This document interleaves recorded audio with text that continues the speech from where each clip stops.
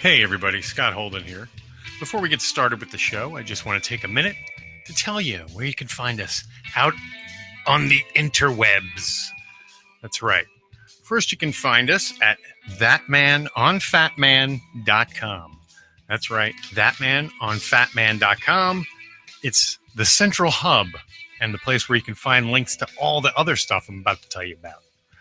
So we're on Twitter. You can find us there at ThatManOnFatMan. We are also on Facebook. We have a Facebook page, so it's facebook.com/ThatManOnFatMan. We're also on YouTube. On YouTube, you can find us at youtube.com/ThatManOnFatMan podcast. We are also on Instagram, where we're ThatManOnFatMan. And I believe we're even on, Snapchat as ThatManOnFatMan. So you can pretty much find us on ThatManOnFatMan everywhere on the internet. Please friend us. Also, if you're an iTunes subscriber, please go and give us a review. It's very helpful. It's one of the best things you can do for any show that you enjoy. So leave us a review on iTunes. If you listen on Stitcher, we're also there. We're also on SoundCloud. So check those out, and we appreciate it. And now, we hope you enjoy the show. This is Kevin Conroy, the voice of Batman, and I want to urge you to make a generous donation to the Wayne Foundation so we can stop the sexual trafficking of children. Do it, or I'll find you. And don't forget to check out our good friend of the show, Mark Live, over at chundertunes.com for all your podcast animation needs. ThatMan on FatMan is recorded with a Zoom H6 handy recorder. Zoom for creators. Disclaimer. The show you're about to experience is for entertainment purposes only. The hosts use mature language and conversation just like in most of life. If you're too uptight, this might not be for you. All that said, we really do hope you enjoy the show. But if you don't enjoy it, expect a nice big shipment of my joyous Joker juice on your doorstep in the very near future. Toodles! As the world's biggest Kevin Smith fan, I appreciate the fact that somebody finally made a podcast about that interesting motherfucker. So yes, you absolutely did the right thing. I know it's kind of gross for me to be like, yes, doing a Kevin Smith podcast was fucking smart. But I do feel like it was smart. I appreciate it. I think you were right to do that. Okay. What has two thumbs and is a huge fan of Kevin Smith? ThatMan! What are we going to do about the pancake master? We need a costumed vigilante is what we need. Justice can't be served unless it's being fought outside the system. Here's what we're going to do, eh? Oh, shit. It's ThatMan. Who is he? He's ThatMan. He's talking. What should we do? Oh, there he goes by in the Thatmobile. The what? Thatmobile, his car. Go get him, ThatMan. Well, once upon a time, a regular man read a book written by the Fat Man. Tough shit, written by old Kev Smith. Kev said go out and start a podcast, and so I did, and I had a real blast. But my obsession was driving my co-host nuts. Didn't want to bring the podcast down. Needed Porkchop Murphy to hang around. So I created a new show with one heck of a plan, and I call that show ThatMan on FatMan, because we're going to chat about Kevin Smith. That's right, let's talk about old Kev Smith.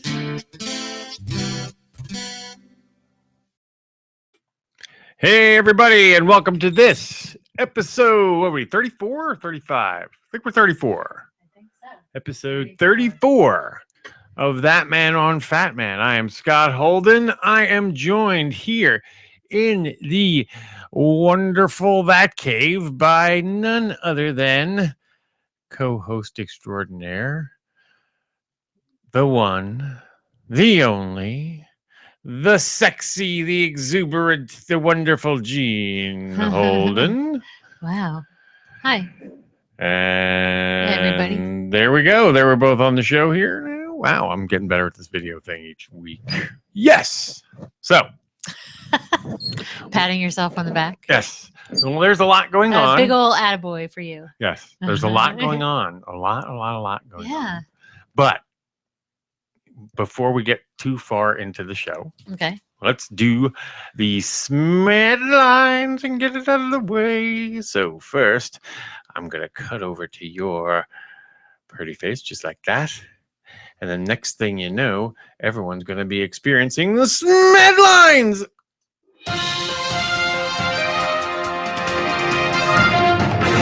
Hello, this is Ben from the blog Indie Mac User with the SMED Lines Roundup for the 11th of October 2015. And it's a bumper edition this week. Kevin Smith will be the special guest host of the 2015 Geeky Awards being held in LA on the 15th of October. On a recent podcast, Kevin has released details of the plot for the Mallrats sequel, Mallbrats. Brody decides to have a Comic-Con event in the mall to try and save the mall from being closed, but it is attacked by terrorists. And this will also provide the opportunity for a lot of celebrity cameos as guests appearing at the convention. Kevin has also stated there will be the chance for fans to appear as extras in the crowd scenes, so look out for details of this soon. Kevin has also appeared at the New York Comic Con this week, holding several panels, including the Ash vs. Evil Dead panel, where he asked Bruce Campbell to appear in a cameo in Mallrats, and he said yes, so we could see a cameo from him in the film. There is also a Comic Book Men panel, and you can find a video of this online featuring Mike Zapsig, Walt Flanagan, Brian Johnson, Ming Chen, and Kevin Smith himself. Following this, Kevin and the Comic Book Men rode around on a specially decked out open-top bus around New York, and with some lucky fans on board. One couple that was on board was married by Kevin on the bus. Comic Book Men starts for its season 5 on Sunday. And that's the SMED lines for this week.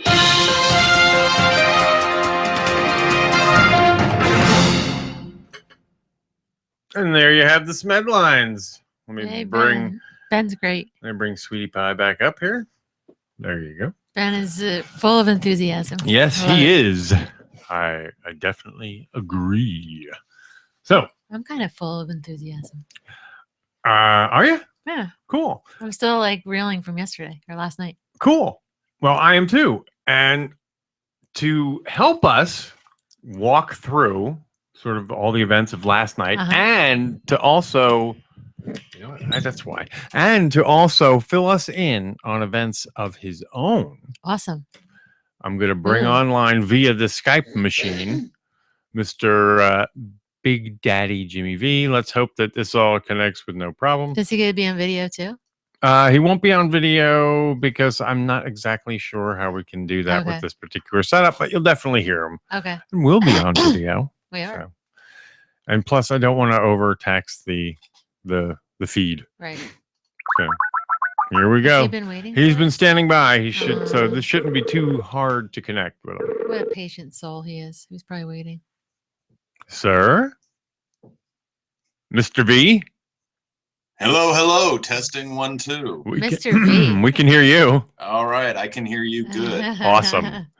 All right. Thanks for... Hold on, I'm getting double echo because I've got. Okay, there we go. I had the YouTube channel up. Gotcha. Thanks for waiting. Yes. No worries. I was listening to the SMED lines and our enthusiastic Ben. I know, Yes. right? He's so cool. I love him. I want to get your angle a little better. There we go. And his accent and everything. I love everything about him. Yes. There you go. So, man, it seems that we've all had some Ralph Garman encounters in the last couple We have had few some weeks. serious Ralph and Kevin shenanigans. the We've been like past- rubbing up against the same guy. I know, right? Yeah. So literally. So, I know. why don't we step back a little bit to? I keep doing this because I re-angled my mic. Just you know what? I'm going to turn it to my natural way. That way, I won't keep I doing feel that. pretty good on the mic tonight. I'm I usually know, bad. but I turned mine to make it look better, but now it's just annoying me. It's not Yeah. natural. So, I Okay. can't see you, so I don't It know. has to be that's right. comfortable. I see a picture of you. It has to be Oh, comfortable. Wait, I want to look at his picture. Can I come over? Yeah, come on. I've never seen his I mean, it's just a picture. He's just kind of there. It's He's looking like kind of like little little Robert Smithish. Yeah, all thinky and he's pondering. You could tell his hand is on his chin. That's a very, very pure picture. Hey, now I see you. Hey, he's on video now. I wonder if there's a way I can dump you onto our app. I don't think the. Is that your wife in the background there? I don't think she would like that too much. You have much shorter hair now, sir. I like the way you look now, do. dude. Yeah. You look good. But you probably want to pull the. Can you see? You probably can't see me because my camera's in video, isn't it? No, all I get on. I wonder your let me see what you would Skype is get. Just the what shot. Let me just see. What are you getting now? Oh wait, something's happening. Yeah, I see it too. I just see a picture. It might not pick it up because my feed is going through a different app. I use a different app so we can do a video, do all the video shit we got to do during the show. And I see it stolen out. And this one is just keeps. Yeah. spinning. Is it Yeah, mine's and it doing goes it? back to your normal. So. Yeah, I just muted you. So take us off so we don't fuck up the bandwidth. Yeah, and it's distracting us. yes. Distracting us. Yes, it's bad enough I have to do my own video over here Yeah, right. and remember to look at Gene. I'm getting antsy about talking about our night. Yeah, okay, enough of this video shit. Let's talk about. Let's Oh talk wow, my about. levels are coming in real hot. Sorry, everybody. Whoa. All right. Let's talk about Frank Garman. Let's start. Yeah, Frank Garman. Let's go back to. Let's go all the way back to Vegas, I guess. Vegas, yeah, Vegas. Well, shoot, last week, 1 week lies ago. The problem. My headphones are so low that I keep overcompensating by turning up my volume. Sorry, I had to find a sound issue there. Sorry, sir. Yeah, you got to. Can you start? Can you start over? Yes. Sure. That was 1 week ago.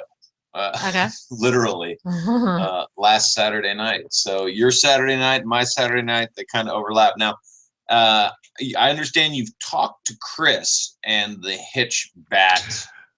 Yes, we have an interview queued up for. He's coming up, so I won't spoil any of his story. Yeah, you don't want to dip in too much. No, but I will say that we were in Vegas and we had the opportunity.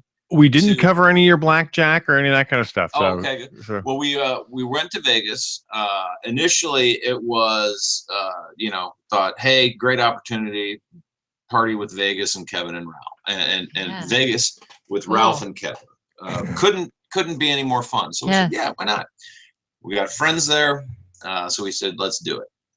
And so we go, and about a week before, things had come to fruition, and we ended up connecting with Will Wilkins, who don't know if you've had Will on the show yet. We've had him on a couple times, a few times, and I've been on his show as well too. Guy. He is. He's a wonderful guy. Absolutely awesome fellow.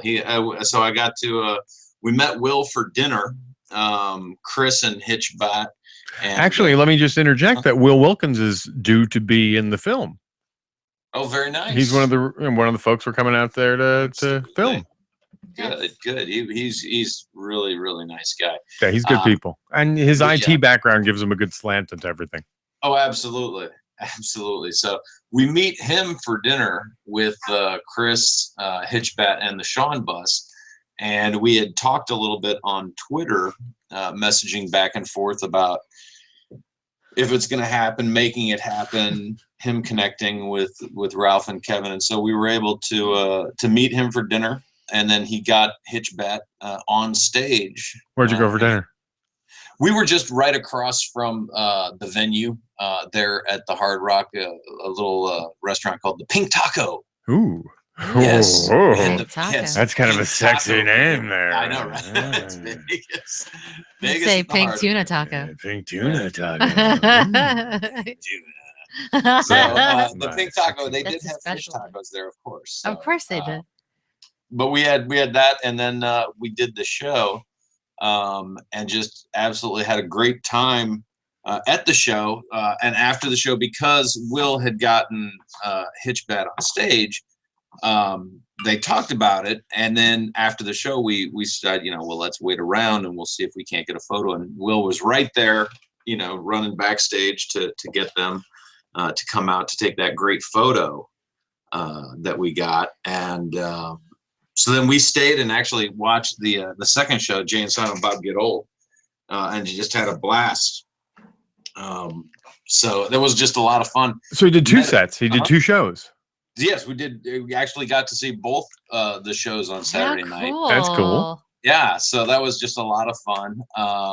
And then met some great people. I mean, we met Will for the first time in person. Had dinner with him. It was great. Met Jay West, another great individual. Who's Jay West? I'm not sure. Jay does social media in Hollywood. Okay, he, all right. he runs the Hollywood Vine Group, Okay. and so he does social media and stuff. And he was at the show, so made a good connection with him. Met the folks from Afterburn 739. Ooh. You may have seen their podcast Twitter hit the airwaves after the Hitchbat because they connected with us in Hitchbat in Vegas.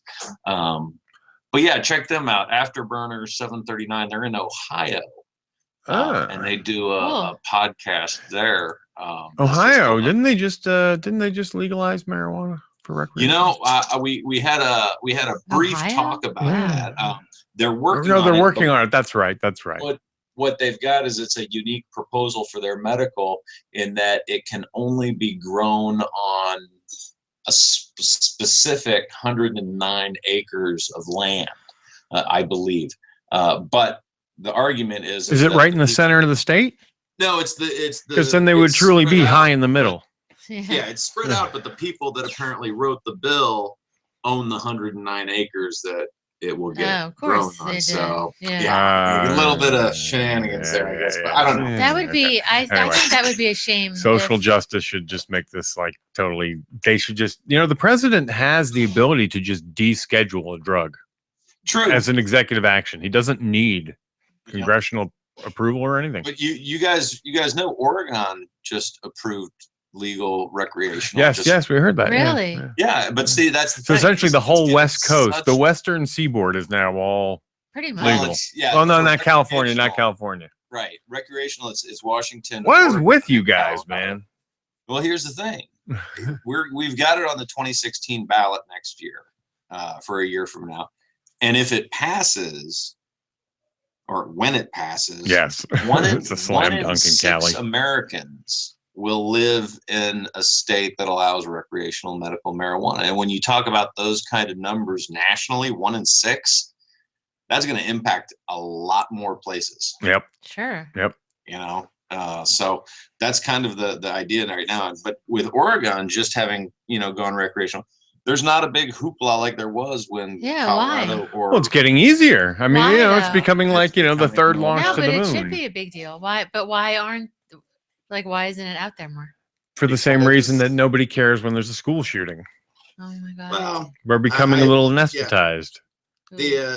I don't know if it's anesthetized. Everybody still looks to Colorado because they were the first. Right. And Washington was the second, but there's not a lot of press coverage with Oregon. So who knows? Cali's got to do it. Yeah, in 16 it's basically going to be done because in 12 we got 48%. You got to get a state like Georgia to do it, then people will go, huh? Yeah. Or Texas. I wonder why Texas hasn't done it. Because it's Texas. But here's the thing. Now here's my real. All these supposed conservatives. Now, in truth, this should be a conservative issue for them. Because this is all about the government telling them what to do. Well, it's certainly going to be an issue come the next election. When you've got 3 states. It's also an issue of states' rights. Sorry. It is. But when you've got 3 states that are already in it, and then a 4th that has a very large electorate number in it. Or getting into it and saying, hey, we're the next ones to vote it in. We're going to vote you in along with this. It's going to be part of the conversation on all sides of the aisle. And so it'll be interesting to see where everybody falls in that spectrum. As I said to Gene, I said, I think that Trump's a nut, I think Trump's a loon. He's whack job. However, he's the leader in the Republican side. If he actually became the candidate, there is only one way that I would consider voting for the guy, and that would be it if he made that an issue. The thing is, which he's not. Unlike other politicians, Trump has no problem changing his mind on an issue. And then he comes out and he says things that are really like outlandish, racist. Well, he says things that are really outlandish, but then he follows them up with something that is very left of center. Right. You know, so you and you're just kind of like, well, if you're gonna be he's a wrestler, a wingnut, be a wingnut, but don't be a wingnut that I have to agree with, not 2% of the time. It's so true. I know exactly what you mean. Yeah. Well, meanwhile, the good thing about I think that Carson has basically started to implode. Yeah. I mean, the comments are just getting too wacky, and as he tries to dig himself out, I sense a guy digging himself deeper. It'll be interesting to see where. Monday is going to shed a lot of light on where people are at with him. You know who was funny? Who was the guy that resigned from running for like the speaker? Walker. Yeah. Who was the guy that resigned? The guy who threw. Oh my God, he couldn't even talk though. He would like normal sentences. Again, this goes back to the Republican Party always tries to present itself as the party of adults, and we're the party of we know how to run things, and they don't know how to do anything. McCarthy quit for the race. I'm sorry, what was that? I was getting side information. McCarthy was the guy's name. Yeah, yes. McCarthy. Yeah, he was. Yeah, he was running for speaker, and he could not speak. And he couldn't speak. It was so ironic. King's speech action there. It was horrible. He couldn't. But no, what was great was the Afterburner folks from Ohio. They watched the second show as well. Okay. And then afterwards, we ended up getting drinks together outside at the bar right across from where the Hollywood Babylon was. Cool. And it was at that point, the Hollywood Babylon ended 2 hours before. What hotel was it in? It was at the Hard Rock. Okay. It was the Hard Rock, at the Vinyl Club there. And so we hung out there, and there was a crowd out front. I knew they would probably leave out back, but surprisingly, Jason Mewes came out front. And he met everybody, and which kind of was surprising. He likes doing that. He does. Yeah, He's very nice. So we had fun and got to meet him and hang out. My wife got a good photo with him. Cool. And so we were just there in the bar drinking. I said, you know what? I'm gonna go walk around the casino floor real quick just to take a peek and see if anybody's playing. Because the show's over, everybody's done. We're just having drinks. And so, sure enough, I walk around and I see Ralph and Kevin at a blackjack table. Oh boy! Oh, that's scary. What jersey was that? So, what jersey was Kevin sporting? It was the black with the Bob Hawk. The Black Hawks. Yeah, the Bob Hawk shirt. I like that one. Yeah. Bob Hawks. So, what's interesting about that shirt is if he stands on the left side of you and you're a woman, that emblem, that face of his is like hardcore, just right at your knockers. Looking at your boobs. Because that's where the face is and where it's facing. We got a lovely shot of Kevin with my wife and discovered it. Like, Kevin, what the hell? What are you doing to my wife's boobs? Right? Get your eyes off my wife's dead stuff. But I saw them playing, and I walked up and just watched play for a little bit. People do that on the floor, and there were a couple young girls that were playing there with them. And when you're playing in Vegas, if you're gambling and you're there to win money, you're not very social. You're focused. But it was a very social table, so people were just having fun. I walked back to the bar. I said, "Hey, everybody, they're all playing blackjack right now. You guys want to go watch?" And they're like, "Yeah." So we all went over. And they were on a $25 table, 25 minimum. So with that, I mean, $100, you're only in for 4 hands, and that's if you don't win any. So I was like, oh crud, I'd love to play with them, but they're on a pricey table. They're not on the cheap table. They're really at that on a Saturday night in Vegas when you're on the Strip, there is not a cheap table. So the $25 table they were playing at, I said, all right, so I went. I said, all right, I'll sit down with 200 and just play with them and see what happens. And so we did. And what was great was we would just sit there and we would play, a couple hands. Somebody would come up and ask Kevin for a photograph or something. And he'd step away. And when he'd step away, Ralph, we'd pull our chips. So we'd stop play, because it's a social game. We're having fun. Yeah, so cool. we'd pull back and wait for him. Yeah. And it was just a good time. So got to sit and he's such a cool guy. We mentioned it to Ralph, by the way. Yes, good. we mentioned to him about you. Reaction? Oh, never again. He's like, oh, he did good. That's why. He Of course, did he good, fleeced us. Or something. It was essentially it was. It was said in a very, very loving. We'll get there after you. But I just wanted to let you know that we didn't get a chance to mention it to Kev. Kev was very tired and was swamped, and we gave a lot of people their space. But Ralph is amazing. Yeah, I'm just Ralph enamored by him now. Yeah. Well, and you know what? He does not get the opportunity to take the show back east, where he's from. Oh yes, he seems so comfortable. Like he just seemed very at ease. Well, I'm sure and that was at ease after doing. He wasn't drunk so much as he was buzzing. I would say lit. Yeah. Very lit. Buzzing hard, but he wasn't like he was able to put two and two together. Oh God, yeah, he was very coherent, but he was. You could tell he was in a very, very happy place, a very comfortable place. And you know what? I mean, he had a great sellout show in Philly. Had a great show last night. Philly, you were in Philly too, were you?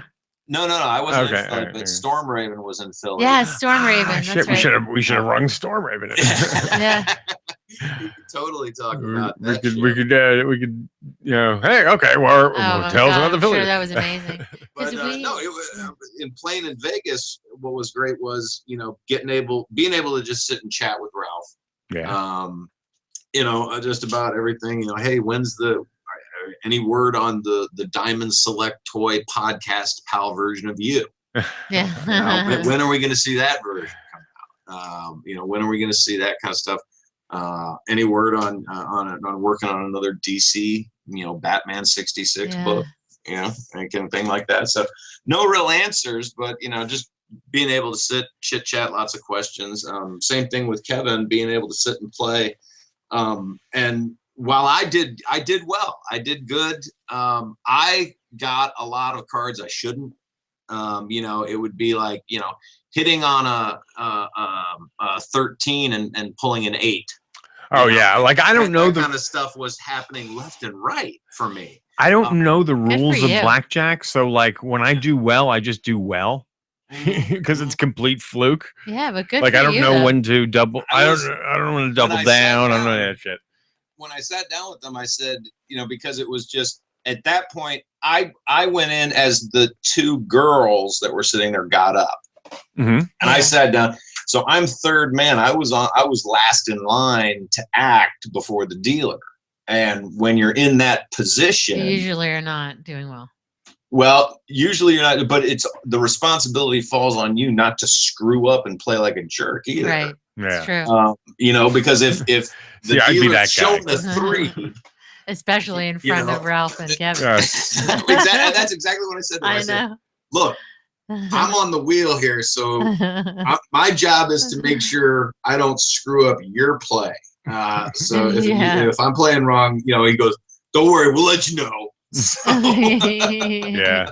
Those guys like to play cards. Yeah, but it was, and that was what it was. It was just fun. So I actually got a lot of great cards that I shouldn't. Like I said, if the dealer's showing a 7. And I've got 13, I got a hit because she's going to stand on a 17. Yeah. And so, of course, I pull an 8, and that puts me at 21. Lucky dog. The dealer has 17.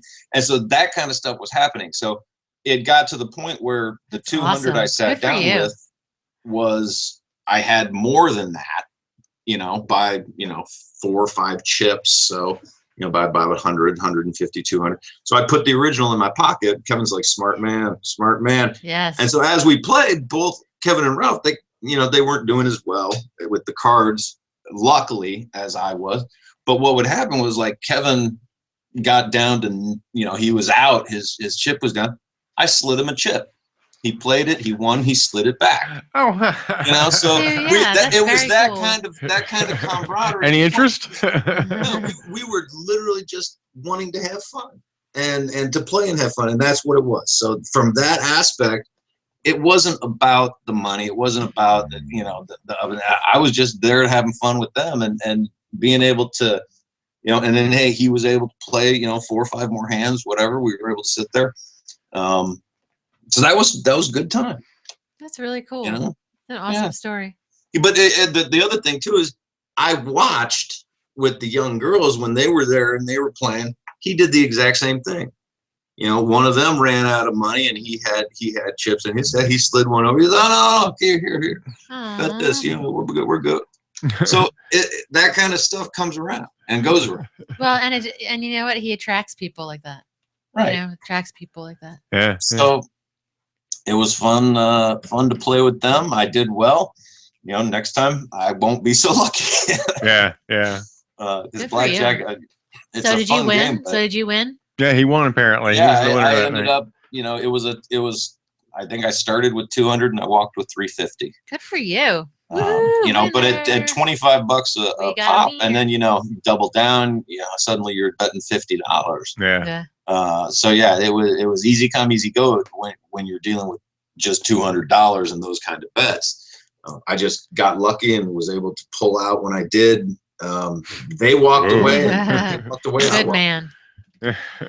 Pull out. Yeah, it was Just better to the right pull out. time. You don't want to fucking get her pregnant. But you know what though? I'm not good at gambling because I get like really anxious and anxiety and I can't handle it. It's just too I feel like I'm gonna. As soon as I get that feeling I'm losing, it's like the worst feeling ever, and I can't. Yeah, I know. And you know what? We actually talked a little bit about gambling on this episode, so I'm not gonna talk too much about it. I don't know what. I wish I could just enjoy my it, gambling habits. I just don't enjoy it. I just get real anxious and stuff. It's just not. I do enjoy it when I play poker, because with poker, I'm sitting down with a set amount. I know exactly what I've got. When you play small tournament poker, $35 entry fee. Everybody starts with 4,000 chips and the blinds go up and you play. That I enjoy the butterflies. I enjoy the anticipation of getting good cards, of reacting, of watching how other people react. That is enjoyable. At a blackjack table, at a craps table, something like that, if it's not sociable, I don't enjoy it. And that's why I had so much fun with those guys, because it wasn't about, for me, it wasn't about winning. Yeah. Right. Yeah. And the fact that I did win just made it a little bit better. That's why a lot of people like craps and also roulette, because of the social, environment. Yeah. Well, a lot of poker players, a lot of players out there, a lot of people make their living playing craps because the odds and the statistics, you're able to ride out the wave of good rolls and bad rolls and dice. So. If you can ride the wave, and people make their living at it. We met a guy over Christmas one year that was what he did. He made his living playing craps and eating at the buffets because of the comps he earned. Gotcha. Not don't come. That's all I know. Play the don't come. Anyway. Yep. So that sounds like a great night. How'd you guys leave? How'd you part ways with Mr. Garman and Mr. Smith? How late were you out? This was probably we were probably at the table about 30 minutes. I was at the table probably about 30 minutes with them. And that was just great. And then some guy posted a comment on the Twitter feed that it looked like Ron White was playing with them. Cool. I was like, oh man, come on. But yeah, so about half an hour, 45 minutes playing with them, and then they were done. I got up. I wasn't going to sit there and gamble. I was just having fun. Yeah. Jay Muse was down there. He was running around. They just decided they were going to go grab some food. It was about 1:30 in the morning. I hear he's very, very busy on some very, very cool stuff that's kind of independent. So Jay Muse? Yeah, I don't know any of the details, but that's all I've heard, that he's very busy and he's doing a lot of cool stuff. I haven't heard any details either. I mean, I know he is really busy with the Muse juice. Yes. His vape line, because he was just in Houston this past weekend at the Houston Vape Expo. I got the impression it was entertainment of some kind. But I really have no idea what it was. More power to him. He was just on Hawaii 5-0 on Friday. Yeah. Awesome. That's smooth. Oh, did they aired it? They did. It was the episode that aired this past weekend. Yeah. Awesome. Yeah. Cool. He announced it at the birthday show. That's right. Yeah. Yep. That's right. Very cool. So after he left Vegas, they, I guess, made their way to Philly. And I was not at the Philly show because we were off interviewing the guys we fucked. We were the guys we fucked. Right. The not podcast. the guys we fucked. Yes. It's guys we fucked. Yes, it's Corinne and Christina from the guys we fucked, and it was pretty cool. I mean, they had this really cool space. They really did. The lighting was good. Yeah, the light.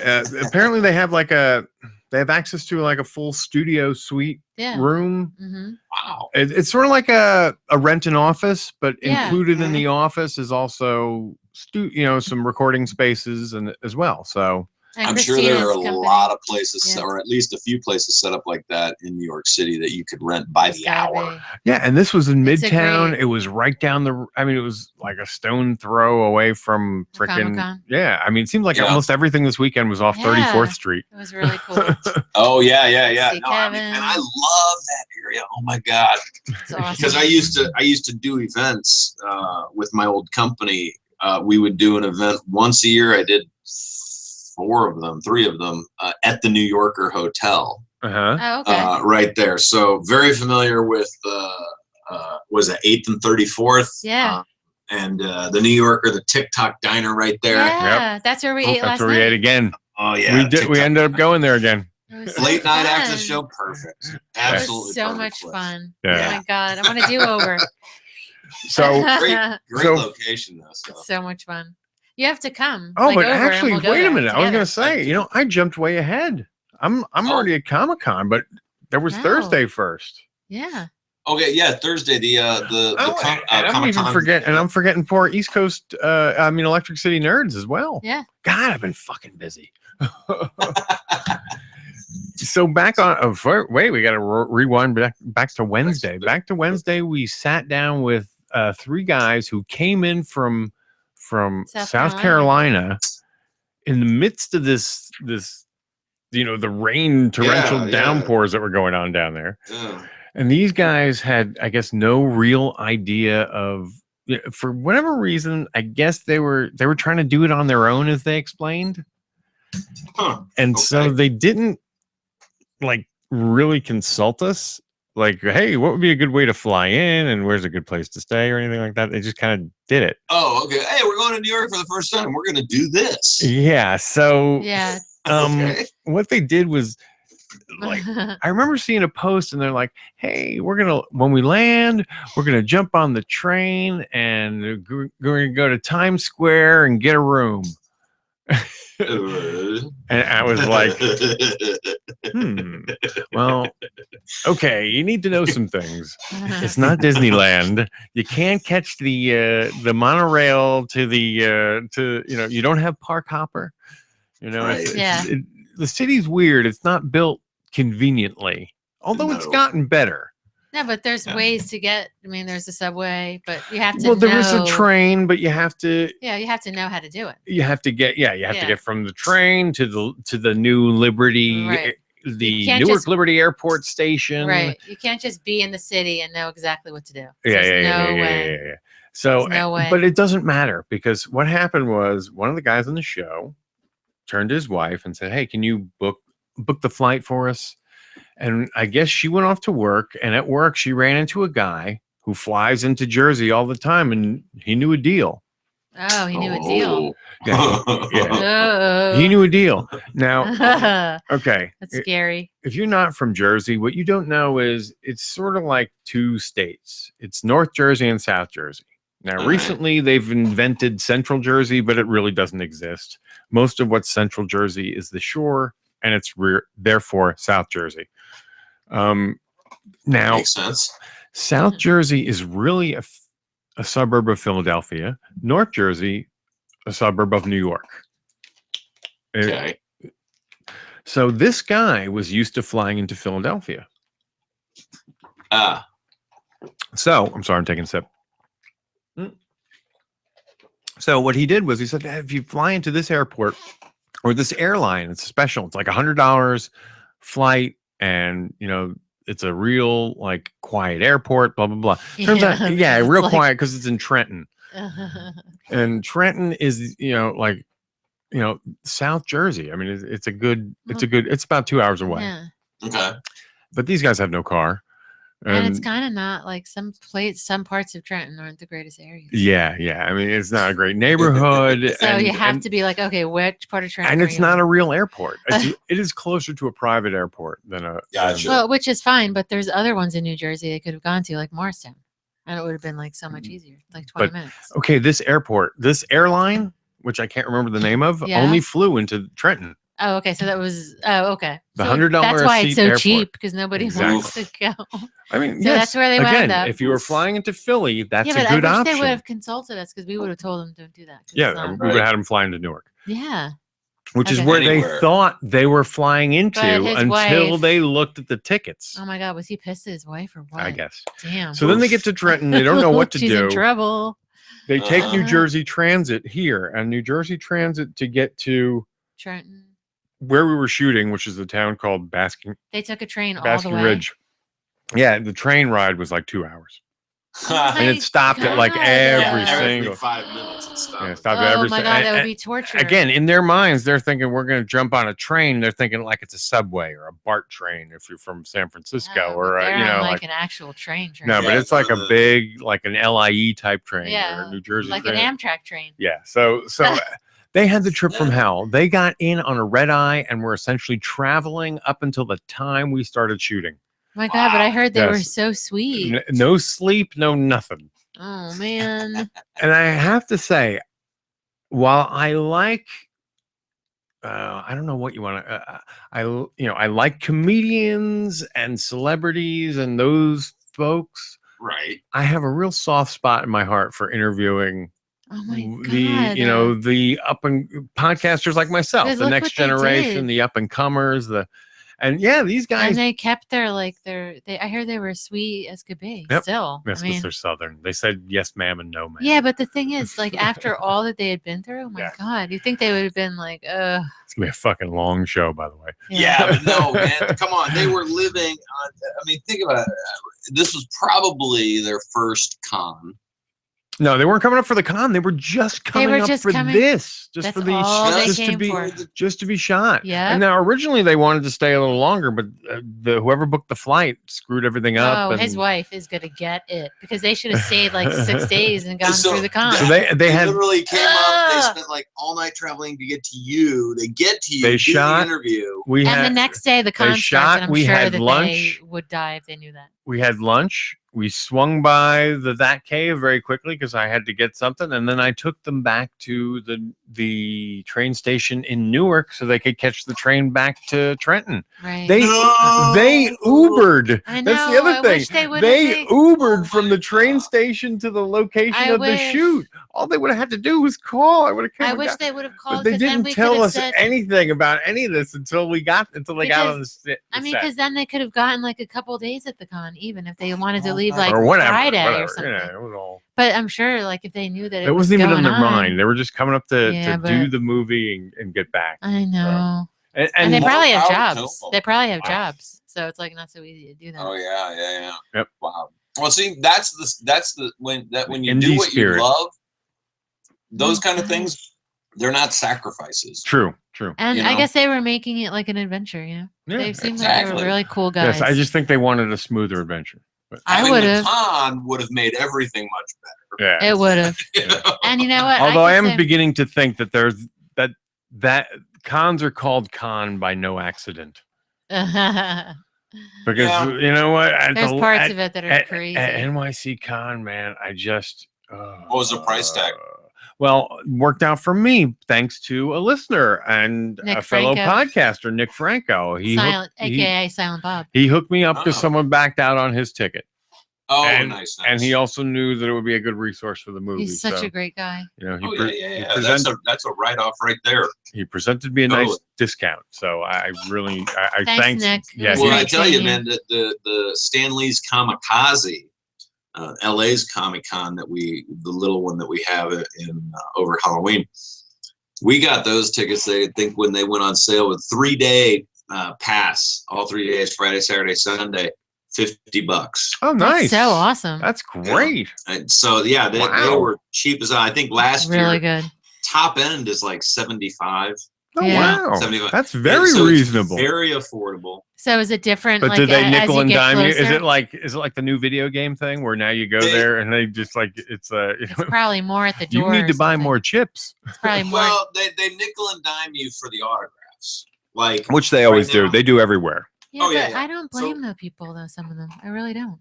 Yeah. So like some people, you know, they sell their own autographs, and that's totally fine. You Yep. know, Yeah. Barbara Eden, does her own thing. Oh You my know. God, I'd love to see Barbara Eden. We met Barbara Eden. She was Did you? at Stanley's last year. My wife got a photo with her. It was How awesome. cool! That is Yeah. awesome. I love it. You know, Marilyn Gigliotti. Yes. I Yeah, I know totally her. went there. She's great, and I I'd know, love to meet her. you know, because I follow her. And That's right. You've never actually I've time never met. you guys. She's on the show. You guys have talked. I and- know. I Oh, want my to meet goodness. her when we but go. She's never met her face Or to face. I hope That's I right. go. I don't know how it's going to work out, but if I go, I'd love to meet her. If you go Yeah, where? she's really good. Out west. Yeah, that's right. Okay, when we shoot. Yes, I would love to meet her. Yeah, I'm sure we she's a can good arrange one. But yeah, She's they good all people. will be there selling their, you know, wares and autographs Oh, anyways cool. for free. But like the big ones, Carrie Fisher, Cool. they're selling a photo package is 100. Autograph package I think is 75. that. Oh, it's not even that Um, bad. That's No. not bad. No. Oh wait, 75. Oh wait, I'm thinking 75 autographs. No, you're thinking No, 75. 75 bucks a package. for the Gotcha, autograph, gotcha. or you can do the $100 photo op and just be sped through in a 5-second stand and pose photo with her, That's you know, kind of thing. Yeah. We that's did that with Bruce expensive. Campbell, and we love it. And we had a great time. It was literally, hey, how you doing? Smile, click. Oh my Done. God, Bruce Campbell. I was gonna do it, but we like this was since we didn't. I had never planned on going to the con. Mm-hmm. Like I had no plans. we You know, didn't like plan it well. We just did with the like, movie. So and I everything. had It's to. been- Yeah, I had to do like there were certain objectives I had to obtain. Right.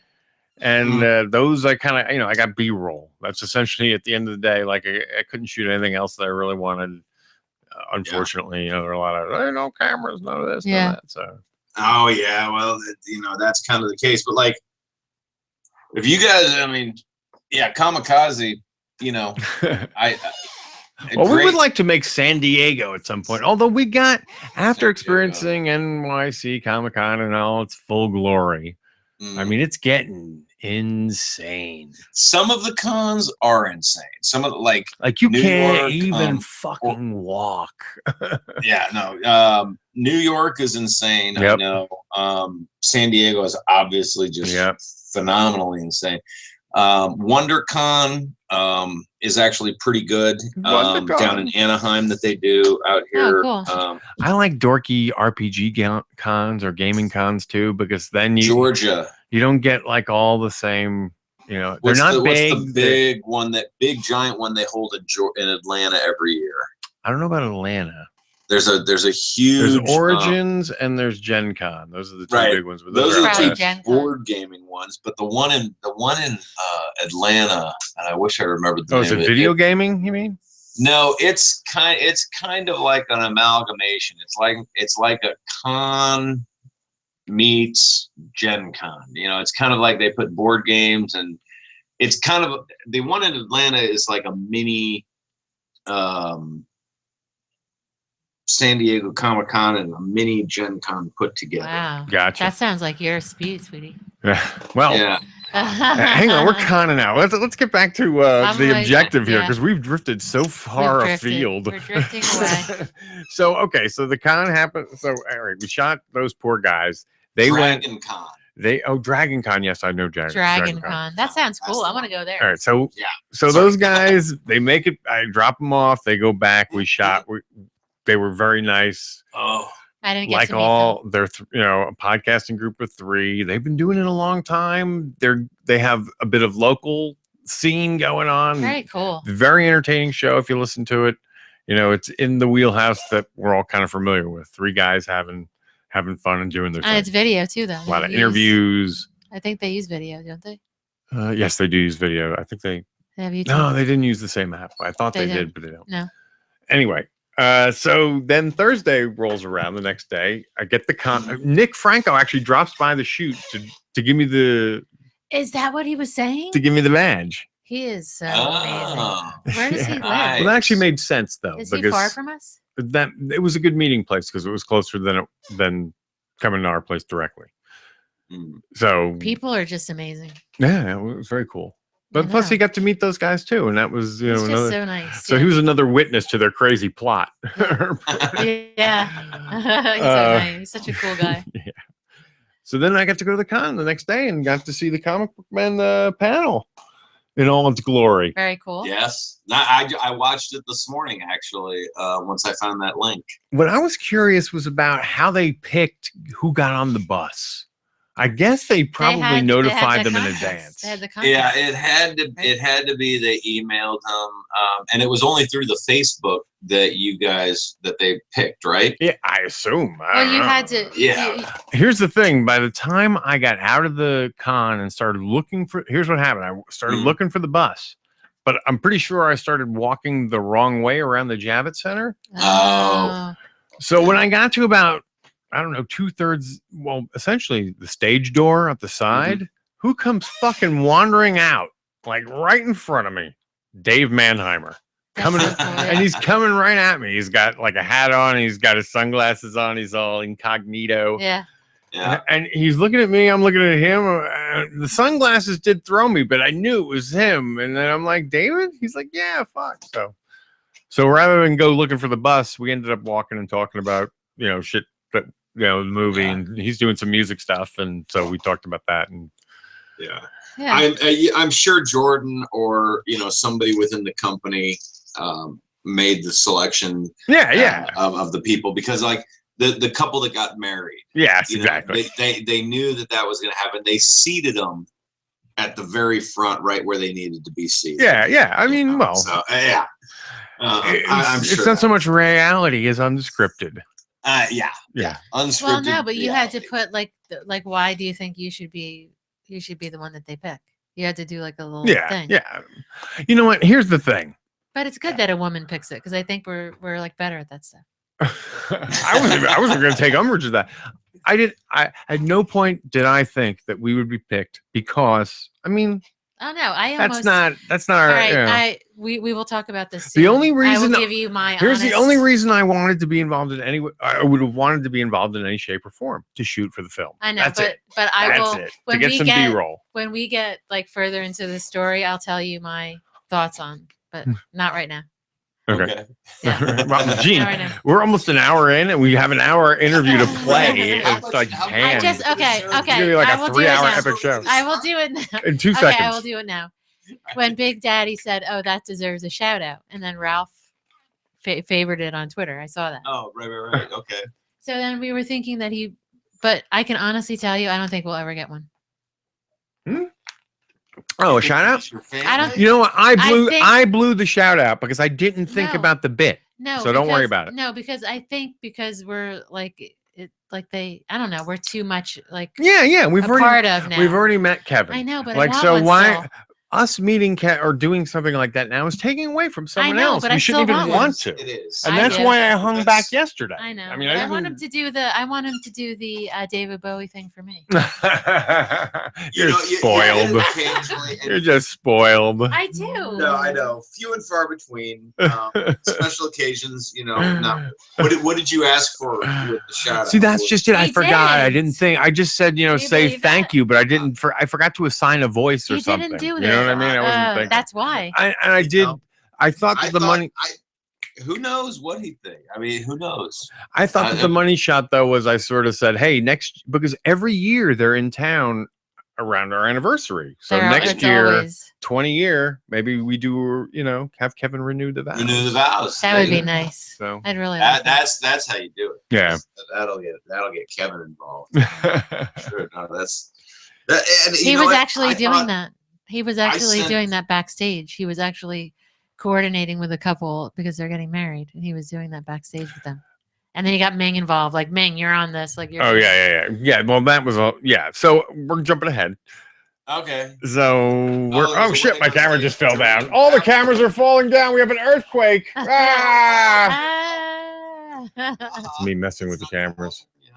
That's because they're these super light internet cameras. Just. See, we're not in California like Big Daddy, so he probably has an earthquake, not us. That's okay. I mean, it will shake here. Earthquake will be like, oh, okay, is everything cool? All right, we're good. So then the rest of that day on Thursday, if it snows a 1/16 of an inch, we're doomed out here. We're gonna be here all night. I know. I'm sorry. So the rest of that day was essentially spent fighting with my phone's battery. Oh my god. Because what you don't think about it, you get there early, shit goes on, and then like about midday, your battery's dying, and you're at this con, and you're like, "What the fuck?" Now I had a cord, but there's no fucking outlet. You gotta search high and dry. Baffles my now mind. I finally found some. You go into I found a bum room or a queue room, and no one was in it. And then finally, I'm like, But the first time I found a place, lo and behold, that's when I get a text from Celeste that the fucking Impractical Jokers panel is in whatever time. And if you want to get over, you got to get over there now. I'm like, I'm fucking charging my phone. The only reason I was even able to text you now was because I finally have a charge. Right. And that's what you don't think. It's like you can't text anybody. You're fucked. When you're separated, your phone is dead. Everything, you can't access information. You're like, I'm surprised you don't have any of those portable chargers. We have one now. I got him one yesterday. I got him one good. the next day. I just didn't, I didn't think about it. I'm so used to always having a charge or being able to access a charge. Well, and then I get worried because I can't get to you. I don't So know what's then, going on. So then I'm like, she's like, if you want to make it, you got to make it now. And lo and behold, I'm on the other side of the fucking Javits Center. You know what I mean? Which is like 6 blocks or some insane amount of fucking Did distance. you run? No, but I walk fast, and nothing it's Thursday, and it's still fucking packed. You can't walk. Yeah, but that's what the guy. Someone was saying that. I don't remember where, but they said Thursday I was used like every Friday. trick in the book. Like, oh my god, I'm gonna be sick. I did them all just to get moving. You were pretending to have to throw up. Just to get through the fucking crowd. So finally, I make it over there, and sure as shit, as soon as I get there, the fucking panel line is closed. Oh. And here's the deal. Apparently, it doesn't matter. The panel before it was the Dirtest Writers panel, and everybody who went in there was allowed to sit. Yep. You could stake your claim in these panel rooms. They didn't empty out after each panel. So it was basically full since the Nerdist panel. And no one even came out. At most of the cons now. I mean, you can camp all day in a room. Yeah. Well, I don't think you should be able to do that. If there's a panel I want to see, I'll go to the room about a half hour before and go in and watch the last half of the other panel. Yeah, I was gonna say you wouldn't have been able to do that with this because it was already like the Nerdist panel was full up, and so they wouldn't.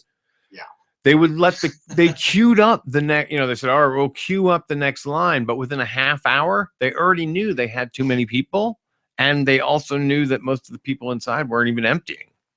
Because they were staying for the next one. They were staying for the Jokers. I would have gone to both. Now I did get to see all the Jokers outside as they made their way in. Yeah. And the only thing, can you show everybody what you got? All I needed was fucking Jay Miller. If I'd seen Jay Miller, who was apparently hiding in low, and my phone, my phone. That was my other problem. My phone kept dying. So every time I went to go text somebody, my phone was dead. Did you have Jay Miller's number? Yeah, I could have fucking shot a thing. I'm like, save me, please. Put please. the camera on our guys. Well, they could see him. They were giving these popsicle head sticks for the show. Oh yeah. I saw your tweet on that. I love them. Oh my God! Did you see that picture? And if you see under them I- is the one sorry, I'm looks probably exactly like feeding back now. Still to this day, I look at it and I think Hardwick.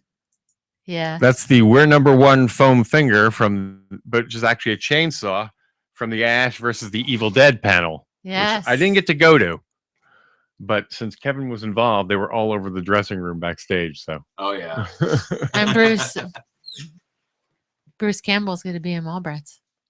Yes, No. Bruce Campbell announced he's going to be in Mallrats. Or It's Kevin asked him at probably the gonna panel. Have to be a cameo at the con. Yes, I would think so. It's so cool. Doing the con bit. But I'm a big fan of.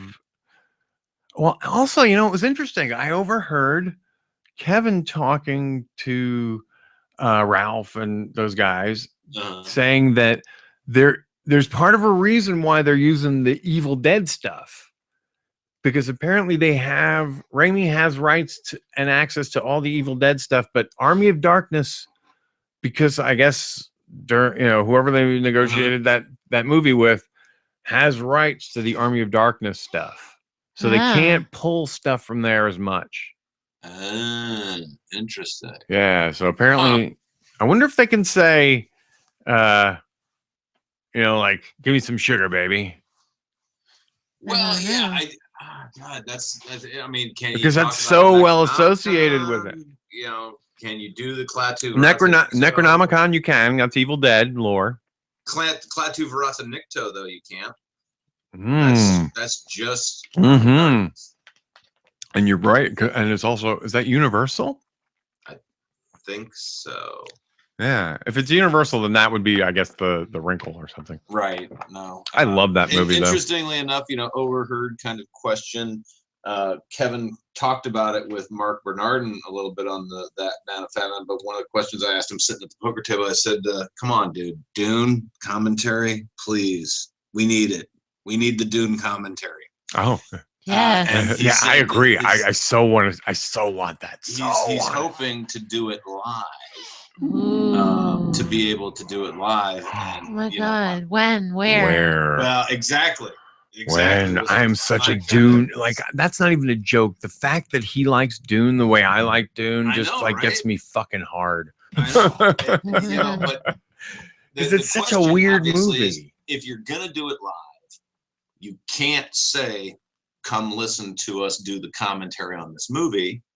It has to be billed as a FatMan on Batman live, commentary. Yeah, so they can't actually no mention of the movie. They can't. They can't. Well, they can't play the movie audio.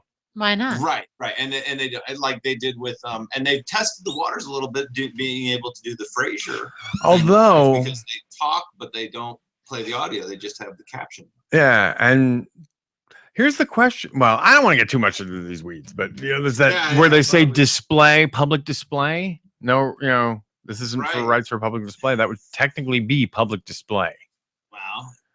But I don't know. Certain sense, it's not being recorded with the public. I know. So some legal questions that we can't answer. Yes, and maybe we shouldn't even bring up. I wish I could edit this out, but we're fucking streaming live. Because if they do it here in LA, I'm motherfucking there. Yeah, if they do it East Coast, I'm fucking all over. If they do it West Coast, I may go for Dune. If they're doing Andy, Kevin, and Mark, that would be brilliant. Who would Andy? Andy who? Oh yeah. Not Andy is two. Andy, Kevin, and Mark. And would it be Matt or Matt Myra? I don't think so. I can't remember who's doing Andy what who, now. though? Andy I who? can't remember who's doing what. Andy McElfresh? Yeah, because he made that Dune joke. Oh my God. Yeah, and that's kind of where it started. That would be so great. Well, I don't think they should do. I don't think that Matt Myra and Kevin should do the Batman video game without Mark. I mean, because that's total Batman. Yeah, but what do I know? I don't know if I will, but yeah, we'll see. I mean, it didn't grow out of that show. But so this is all fair game for discussion. True. We've heard it before. This is all FatMan on Batman related. Yeah, but then you'd have to bring Ralph in too, because he's Batman all the way. Speaking of Ralph, fucking A, can we get back? Yes. Oh yeah. I need Ralph. If we haven't even gotten to the money shot. All right, I'm silencing him. No. I just want to. I really do. The night was so great. I want to do it all over again. Okay, so all right. So we're Thursday, Friday. So Friday, that's when we do the girls, and that The was Girls Who great. Fucked was good. It was very Yes. good. Thank you, And, girls. I mean, they are comedians, and they are And, podcasters, yep, they're very confident. and they are girls. funny, and they are very pro. They're very confident and pro. Yes. Yeah. Pro And women. they have their and shit very- together. Yes, they're really smart. Yeah, very buttoned up. Yes, you button up. Yes. So, and we'll talk more about it, but there's just so much to go on about. All right. So then the next day is our anniversary. Yeah, Sunday. Well, tomorrow is our anniversary. Well, yeah, the day we're celebrating our anniversary. So our plans now. Our 19th anniversary. I never do this. I'm not a guy who likes to cash in favors or any of the kind of stuff. But on this particular occasion, I said, I wanted, so I reached out to Ernie. I said, Ernie, is there any way that you could help us out for the show on Saturday night? It's we're celebrating our anniversary, and anything you could do to help us make it special would be appreciated. And so he said he'd call me back the next day and let me know. Or you said he would contact me the next day, really. So the next day he calls me. Now, I'm always kind of the impression that bad news comes in phone calls. Yeah, because I mean, yeah. So he Yeah. called. I'm like, so you couldn't get the tickets, huh? He's like, Yeah, I'm but like, you didn't it's even bad let news, isn't it? He's like, why do you make you think that? I'm like, usually bad news comes over the phone. He's laughing. He's like, yeah, you're right. I couldn't get you the tickets, but you know what? So I'm going to take you myself. You guys are going to be my guests. Oh my God. So we were like, Don't you just love him? yeah, exactly. I was like, dude, you are the bee's knees. The most. And I just watched Jay and Silent Bob Strike Back the other day, and opening cop scene. Oh my God, Yes. I love it. We kind of watched that too. It's Yes, funny. We watched we it on did. Netflix the other day. Yeah. Serpico. Yeah, Serpico. Yeah. I will say this, dude, he's so good in Cop Out, you forget it's Ernie.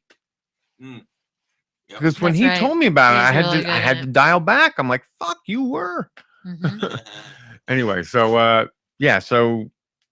so buttons on ice cream. So the day comes, Saturday happens as usual. I don't know what it is with Gene and I. We can never leave even when we leave early, we never get to where we're going in enough time to do the things we want to do. Yeah, like eat. Yeah, eating always suffers. So we run over to Comic-Con, we meet Nick Franco, Oh, he's so nice. He was dressed like Silent Bob, and he was so sweet. We took pictures. and Yeah. Celeste And Celeste. and Noelle, who was at the con. And Noelle. Yeah, that was so cool seeing her. Hi, Noelle. Hi, Jenny. And I wanted Celeste.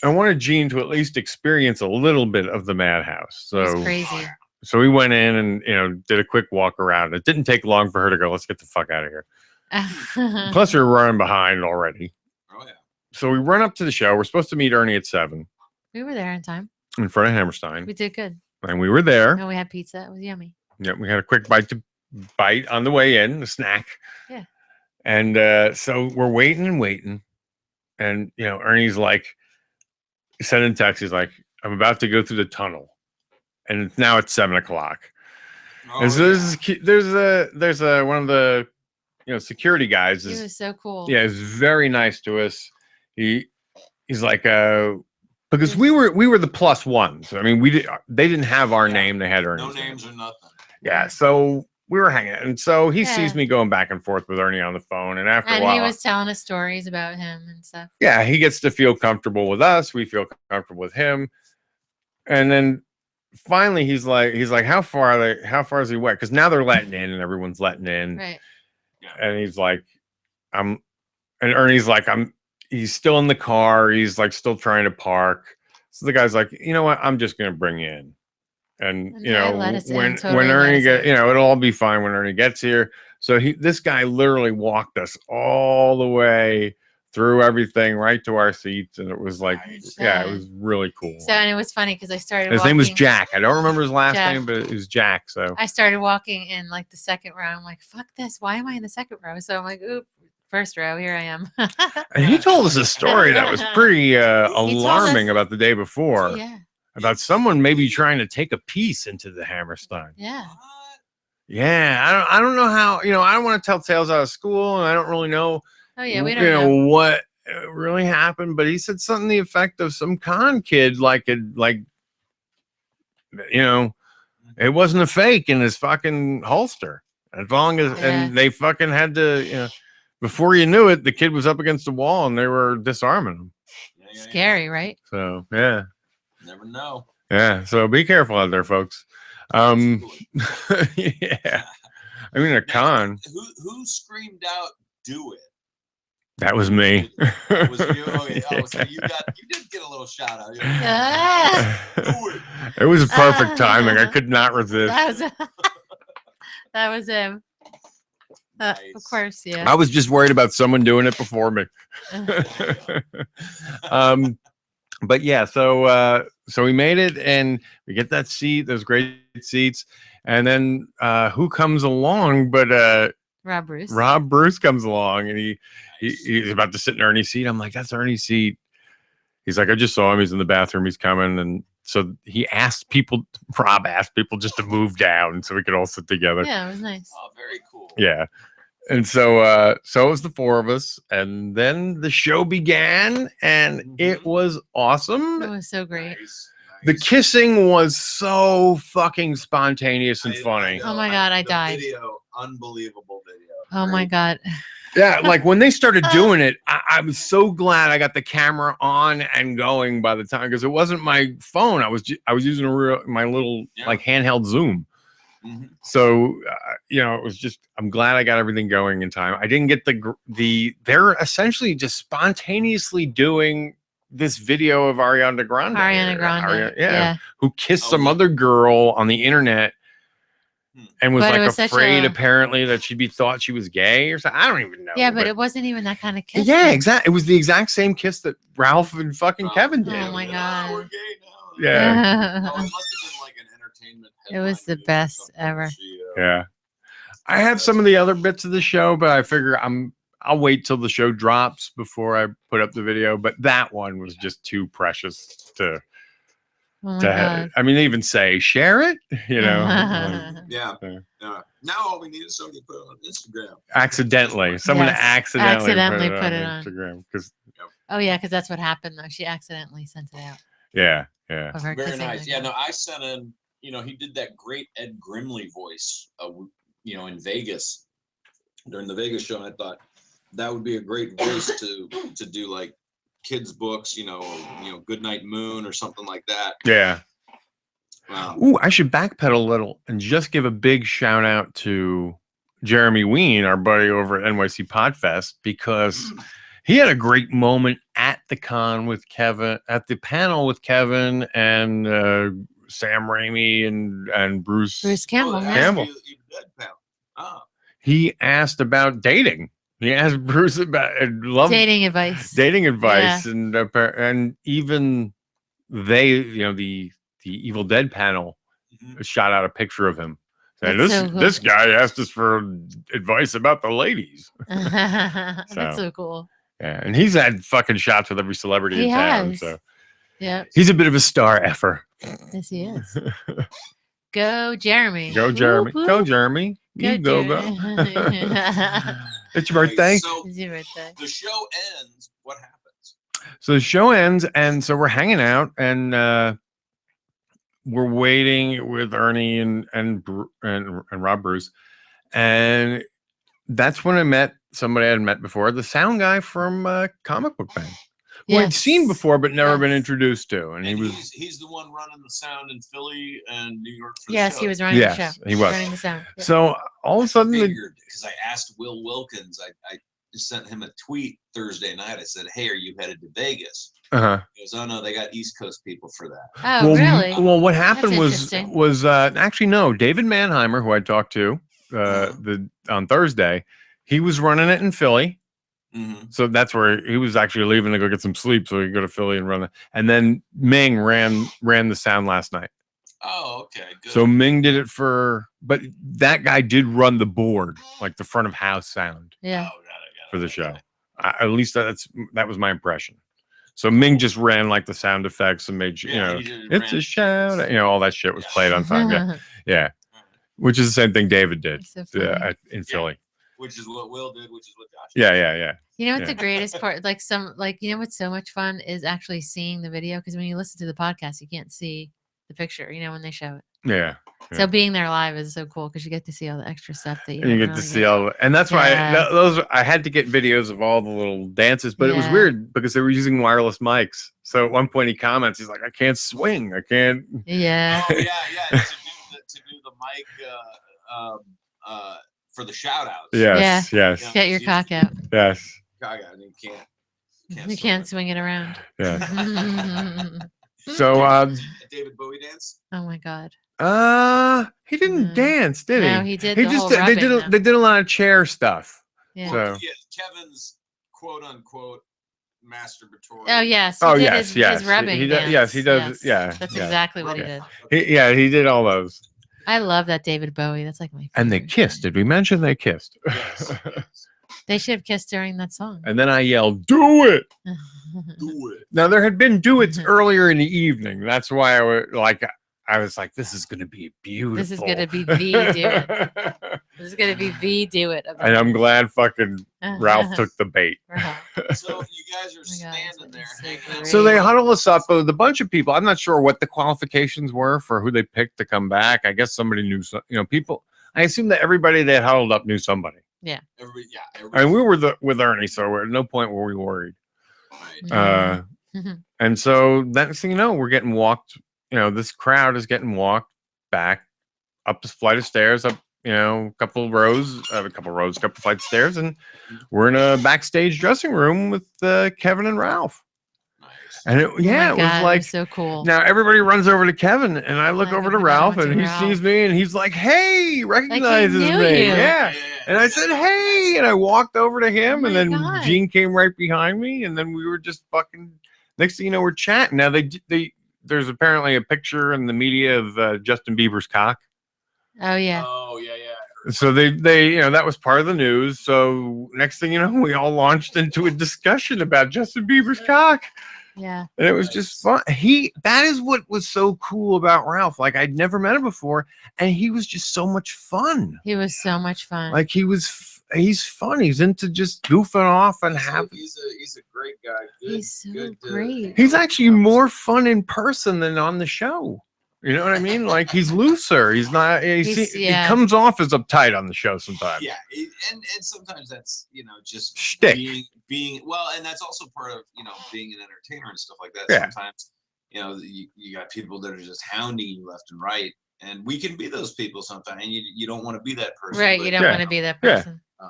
So you just kind of hang back. And that's what I love about him. Oh my God, he was so nice. He's very lovable. Every time, and he always greets me with a "Hey Jimmy, hey, how you doing?" And everything, and shake his hand. But it's not how he greets me; it's how he greets my wife. Oh. He always is like, "Hey." That's how Kevin is. Yeah, he was very. He was really like that, and Kevin's like that too. With me all the time, and yeah, he's totally like that. He's in the photo with Hitchbat. He's got his hand on her shoulder. Very very nice guy. Didn't I notice that? Yeah. Yes. Makes her feel very welcome. That's very good. Knowing that it's a passion of mine. Yeah. Right. So that's cool, and that's why she enjoys going. Oh yeah, I would too. Because he makes her feel good when they meet after the show at the improv and stuff. That's so sweet. Hey, how you doing? Gives her a big hug. He's just so nice. And again, like I said, this is how I know that he was tipsy and he was in a good mood, but he wasn't like fucking out there, because I would say things like, "Hey, Big Daddy Jimmy V," he says hi, and he'll play blackjack with you anytime. And he said, he was coherent. He knew what was going on. Well, of course he won a shit ton off me. That kind of stuff. So he did well that night, so he knew details. So like I knew he wasn't like but he was definitely buzzing and very happy. Right. Coming off 2 great shows, a great little weekend travel, vacation. Nice. I hope he was able to come out with his wife. I don't know if she was there. I thought Jen was there with Kevin. No, she wasn't. I think she's back on the bus. Yeah, she is. She was. She was there with him. Oh, she was. Well, because he said, video, yeah. Watch the wedding video. She's right behind the couple, and then she cuts in front of the camera, and he even references her when he says, "Oh, my wife." He kind of sticks his hand out. Yeah. Yeah. She was on the trip with Yeah. him. So yeah. Yeah. Well, I mean, we basically kind of hung out and talked more to Ralph, and because we never met him before, and he was so It much was fun. so great. Yeah. And again, we'd already met Kevin. We wanted to give him his space. We don't want to be the gloms. I was so Other excited people to need meet- their chance. So I was so excited to meet Ralph. That was my big. yeah, we were just having such a fun time. And then Jean dropped a Frank Garman on him. She beat me to it. And I got to tell him, I said, dude, I'm so glad Gene said that, because I got to tell him about, so the first time I saw Tusk, I hate to say this, but there wasn't a lot of people in the theater, maybe. And he was like, yeah, I know, maybe 6 to 10. And I said, but when I saw that placard, it was like Cape Fear. I started laughing so hard. And then he did the impression. Yes, and then he did the impression. He did the of the guy. impression. Oh my God, he was so funny. Yeah, it was great. He's such a cool guy. He's so easy to talk to. And you like her. Did you get to ask him to be on the podcast? Yes. Oh, we already did. Yeah, and he will be on. Yeah, he'll be on. It's just a matter of time now. Yeah. And that was part of the thing. He sort of apologized for not being able to be on prior, and yeah. And for we were hoping we could film him while he was in town, because that would be fucking great. That would have been great. So, but yeah, he's open to January or whenever we get out there. So it's all good. Yeah. He's so nice, so cool. Yeah, he's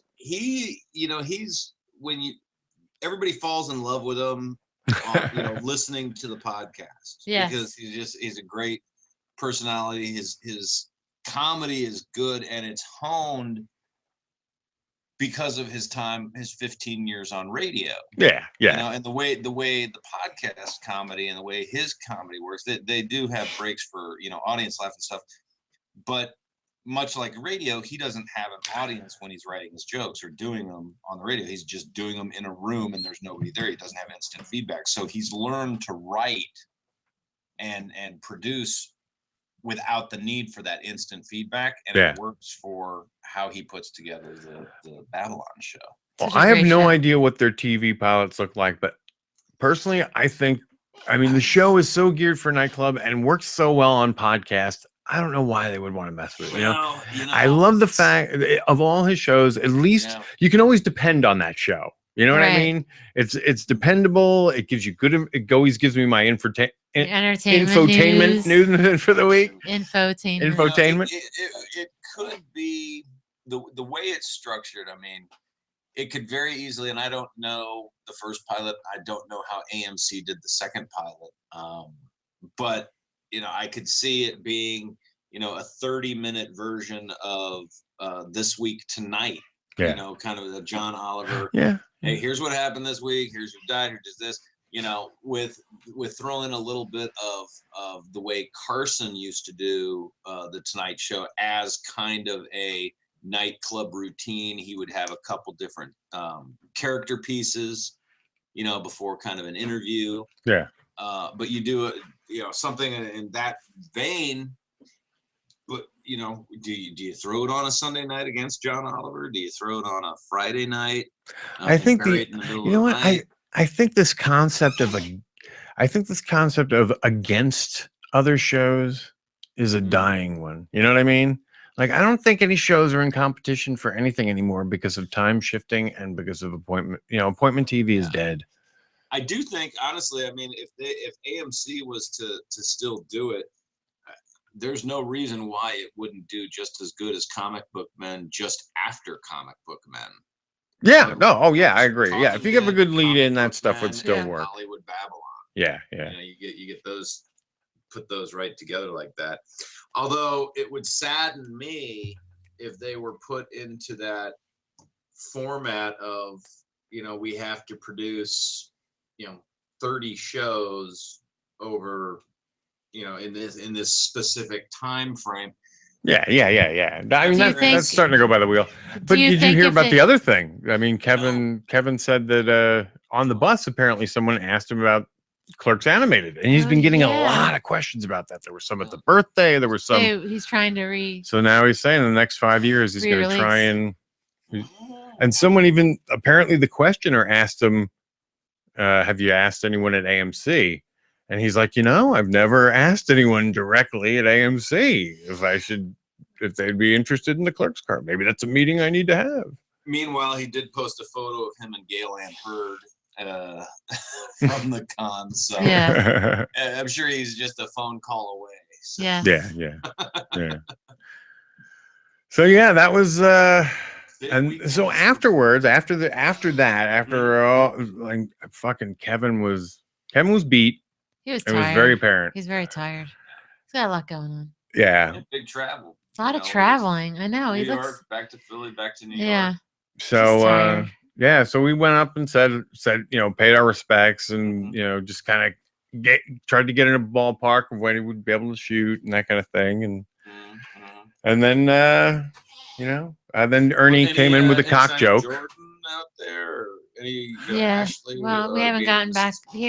What? Oh yeah, that's right. He did. We got to talk to him a little bit about Ashley. Yeah.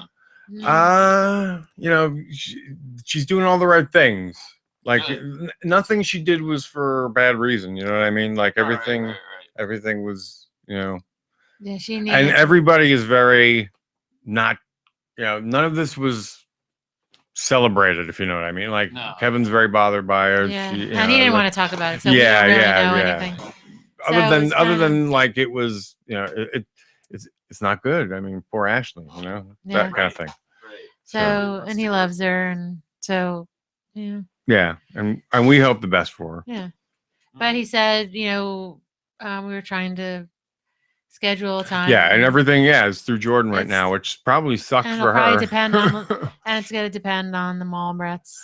Yeah, a lot of it is mall brats. A lot of it. There's a good chance we'll probably shoot him here. It'll probably be here. And probably sooner than if we went out west to do it. So well, I look at the schedule right now, and well, there is none, as he told us. October.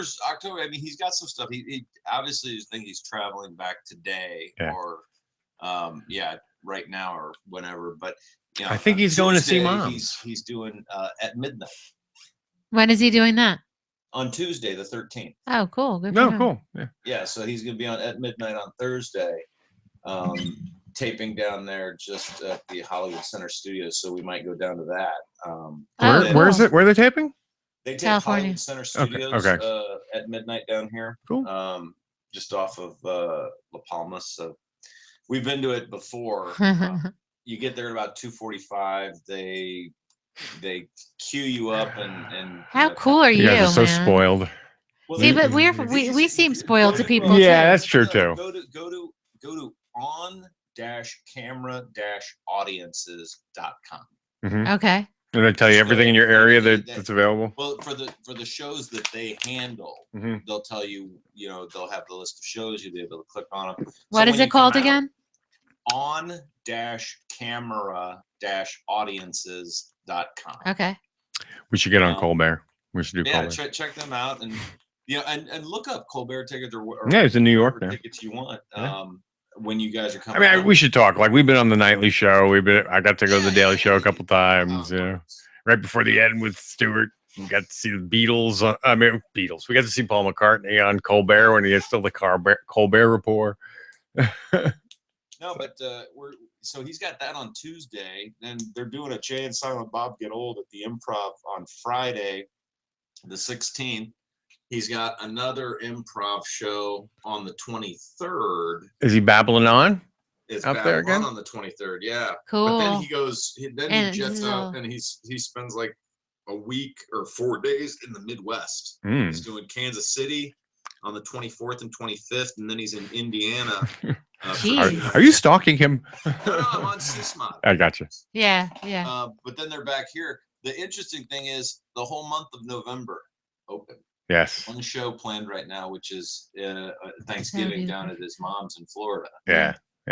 Well, he's definitely going to be down there for sure. Yeah, but they talked about that on Talk Salad. Yeah. And scrambled eggs. Guess who got married this weekend? Oh, he did get married this weekend? I believe Matt Meyer was getting married this weekend. Either that or there was a rehearsal dinner, I think, last night. In Vegas or something? I forget where it was, but Hardwick posted something about it. It was either last night or tonight. Here's when I thought it was happening over the weekend because Brian Brian Q. Quinn said on Tell Him Steve Dave Oh yeah, he was getting. He's that he was involved in- going and he wasn't going to be able to be He was spending as going much to- time at Comic Con Yeah, and he was all going that. to the wedding. Well, Yeah. I think the rehearsal dinner was it like I said last night or tonight. I'm not sure which, but And was Well, in Vegas. congratulations to you both. And it was in Regardless, Vegas, you Mr. Myra and I don't Mrs. know. Myra, I guess. Mrs. Yeah. Myra. Yeah. I don't think maybe she don't want to. Congrats. He just seems like the kind of guy who wouldn't need his wife to take his name. But No, but I mean, some people just go with the flow. And just Yeah. make it. whatever. his wife is seems to be standing on her own and has a podcast with more followers than Yeah. him. So, There you go. but then again, she's on BuzzFeed, so that's probably why. Yeah. Good for her. So, More girls in podcasting.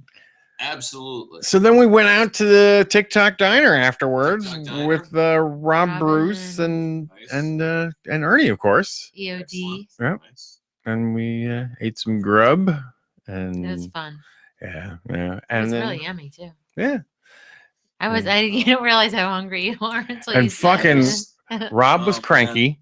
We will say that. Rob was a little cranky. Rob was tired. He was saying he was He's just been commenting on working a how lot. much work he'd been doing He's just been at traveling the a different lot too. cons and all the traveling. Well, I mean, It's a lot of now work. He's obviously he's got to get appearance fees unless he's doing signings, booths, and Well, and tapes think about all and the stuff he stuff. brings with him. Yep. He So- has a lot of stuff. So Yeah. he's True. he's True, a working true. man. And Ernie was just tired. in good form, having a good time. And it's funny because it's What else is new? well, what I found interesting was occasionally, I'd glance Ernie. over to Ernie and he didn't laugh a lot, but I was thinking to myself, God, I get that because he's watching his boyhood friend up there. You know what I Yeah, mean? It's I a get whole it. different vibe for him. But there were Yeah. a couple of zingers, and I looked over. Yeah, and he yeah, was there's definitely- About the balloon knot and the woman and all oh that. my god, that was so funny. Yes. There are times that you just can't contain yourself laughing. It's so funny. So Oh my God. apparently Philly will drop, I guess, Monday or Sunday night, Oh, however. tonight? And then Oh, next tonight, week will tomorrow. be New York. So that you know what, that'll be good. Yes. I like that. It'd be nice to listen to the Philly ones. Storm Raven said it was a good show, so it'll be good to hear that one. Yeah, I asked Ralph. I asked him if that was the first time he kissed Kevin, Yeah. He's like on Yeah. stage. and he said, and then Well, and I then was he went curious on- because it might have been something they did the night before. You know what I mean? Maybe you never know. No, but then he said that all of the shows are different. Yes, It's not the I same show. That suspected makes that, sense. but Yeah. Only when they traveled to Europe did you get a couple hiccups in stories being repeated. But that, Yeah. I mean, they were. I tell you, a moment like puppet that, I shows could in a see them doubling down. Right. It was too brilliant. 5 shows in a week. Something's gonna get Right. Especially was that good. But yeah, I was kind of glad because that's what you don't see every day. And it just happened. It was funny. Yeah, but like That's- stuff like the Tinseltown Stiffs and stuff has to be the same. But That- they're little themes and everything. Oh, okay. So they do different. And Ralph was saying, because I asked him about that, he says he kind of like what he does is he pairs out stories, he splits them out. Oh, good. So he plans because Kevin doesn't like that. Kevin doesn't like what to do the same thing. Yeah, he doesn't want to double down. Yeah. So. Oh, yeah, it's hard to have an honest reaction to something, and that's what Right, Kevin. they were just that's brilliant. Kevin's sell in the show is his honest reaction. Yeah. So, yes. Yeah. Yeah. I had such a good time that when we came home and all that stuff, after all my tweets and emails, I went and downloaded all of those great Secret Origin shows Oh my God, they're and so just put them funny. on and fell asleep while listening to them. So that was the end of my night. But yeah, Yeah. all in all, we had a great time. You know, we we did. Vegas was just an absolute. I'm so glad blast you had for a us. good we time. talked to Ming too, by the and Oh, yeah, good, so- good, good. Well, we hope to see Ming and Brian, definitely Rob, Mike, and all of them out here for Kamikaze. Yes. on Halloween. Rob haven't was actually announced it yet. talking about it. Rob was actually talking about it. yeah, he was. You coming out to LA? Yeah. Nice. I think so. Yeah, Yeah. they haven't announced it yet on the Kamikaze website or the Babylon site, but they are. I know they're in town because they're doing their Halloween show this year at the Irvine Improv, Mm. which is a little far for us to go down to. So Kevin's always commenting like, oh, it's just like an extra 20 minutes. It's the Irvine Improv. Yeah. How far is that? How far is that from you? For us to get to the Improv in Hollywood, it's 25 minutes. That's not bad. The Irvine, it's about an hour, a little over an hour. Yeah. I feel like It's just enough to be annoying. I'm sitting here thinking, Exactly. should I just take the Hitchbot part off the name of the show? Hitchbat. Hitchbat. No, Because we've already done an hour and a half here. I know we've been doing an hour and a half, but I have got to go. I've got a wife that is waiting for me. Awesome. Oh, what? Well, not awesome that you're going, but that's good timing. Salmon. Oh, enjoy your salmon. Now, what is your wife's name? Marin. Hi, Marin. Marin, thank you for letting us being patient. steal your We're man sorry here. for stealing your guy. Enjoy your salmon, though. That sounds delicious. And we will talk again soon, sir. I will let you go. And I can't wait till we meet. We will now go pivot to Hitchbat. Yeah, Yes, Hitchbat time. Support Critical Care Comics. Yes. On Facebook and YouTube. We'll talk soon. Okay. All right. Thanks very Bye, much, dude. guys. Bye-bye. All right. There goes Big Daddy Jimmy V. Let me clear that he's on the line. Well, that was like 2 hours later. I know. An hour and 36 minutes, actually. Wow. All right. So, folks, without much more ado, we've been teasing this the Without whole much show. ado. Listen, this is like This is like free I'll form. shit can commercials. We won't have to worry about that. I didn't realize that, we would go into extended mode here. It's been a good conversation. But you guys are getting an extra special show this week. Yeah. Getting 2 shows for the price of 1. Wow. Without any more talk or any of that kind You of thing. guys are spoiled. So, in order to keep the general flow of things over here, let me just make some alterations. And maybe Tessie Groupie. Yes, well, that comes after. But first, let me play you this awesome interview that we did with the creator of what you'll know as Hitchbat. And you'll find out more about that in just a moment. Here he is, Chris, the creator. Where the fuck's the interview? Of course, that's the one I didn't put out for myself. Give me a second. Wanna. So, Gene, tell me, what was your favorite moment of yesterday? The kiss? Which one? I don't know. You tell me. What are you saying? Wait a minute. What's going on here? No. Yes, the kiss between Kevin and Ralph Garman was Thank you very much. Yeah, that's what I was hoping for. It was a peck, but it was still cute. Yes, it was very funny. It was really funny. I got hard. And talking to Ralph I'm just Garman kidding. about my Justin Bieber obsession. Yes. But not when Ernie showed the foam finger back here as if it were a weenie. He really did, and it was Funny. Yeah, it was funny. It was hilarious. Oh, Ernie, you're so funny. You are such a funny guy. You're hilarious. That I can't Ernie. find. Well, Might help if I have my glasses. I don't have my I glasses. hope Ralph feels okay today, though, because he drank a lot. It seemed. You think? I'm sure it was all right. All right, folks. Thank you for letting me do that network time killer. Without any further ado, here comes the one, the only interview with Chris, the creator of Hitchbat. And I'm excited to be talking about Hitchbat, because it lets me relive my little Hitchbot experience in some way. Yeah. You know, man, it's the Hitchbot. I think a lot of people followed it because of Kev, man. He loved that robot. He from really what we could did. tell. He really did. He's cool. But yeah, that's how my introduction to you came, from hearing your side of that particular story, because I did follow the Hitchbot story.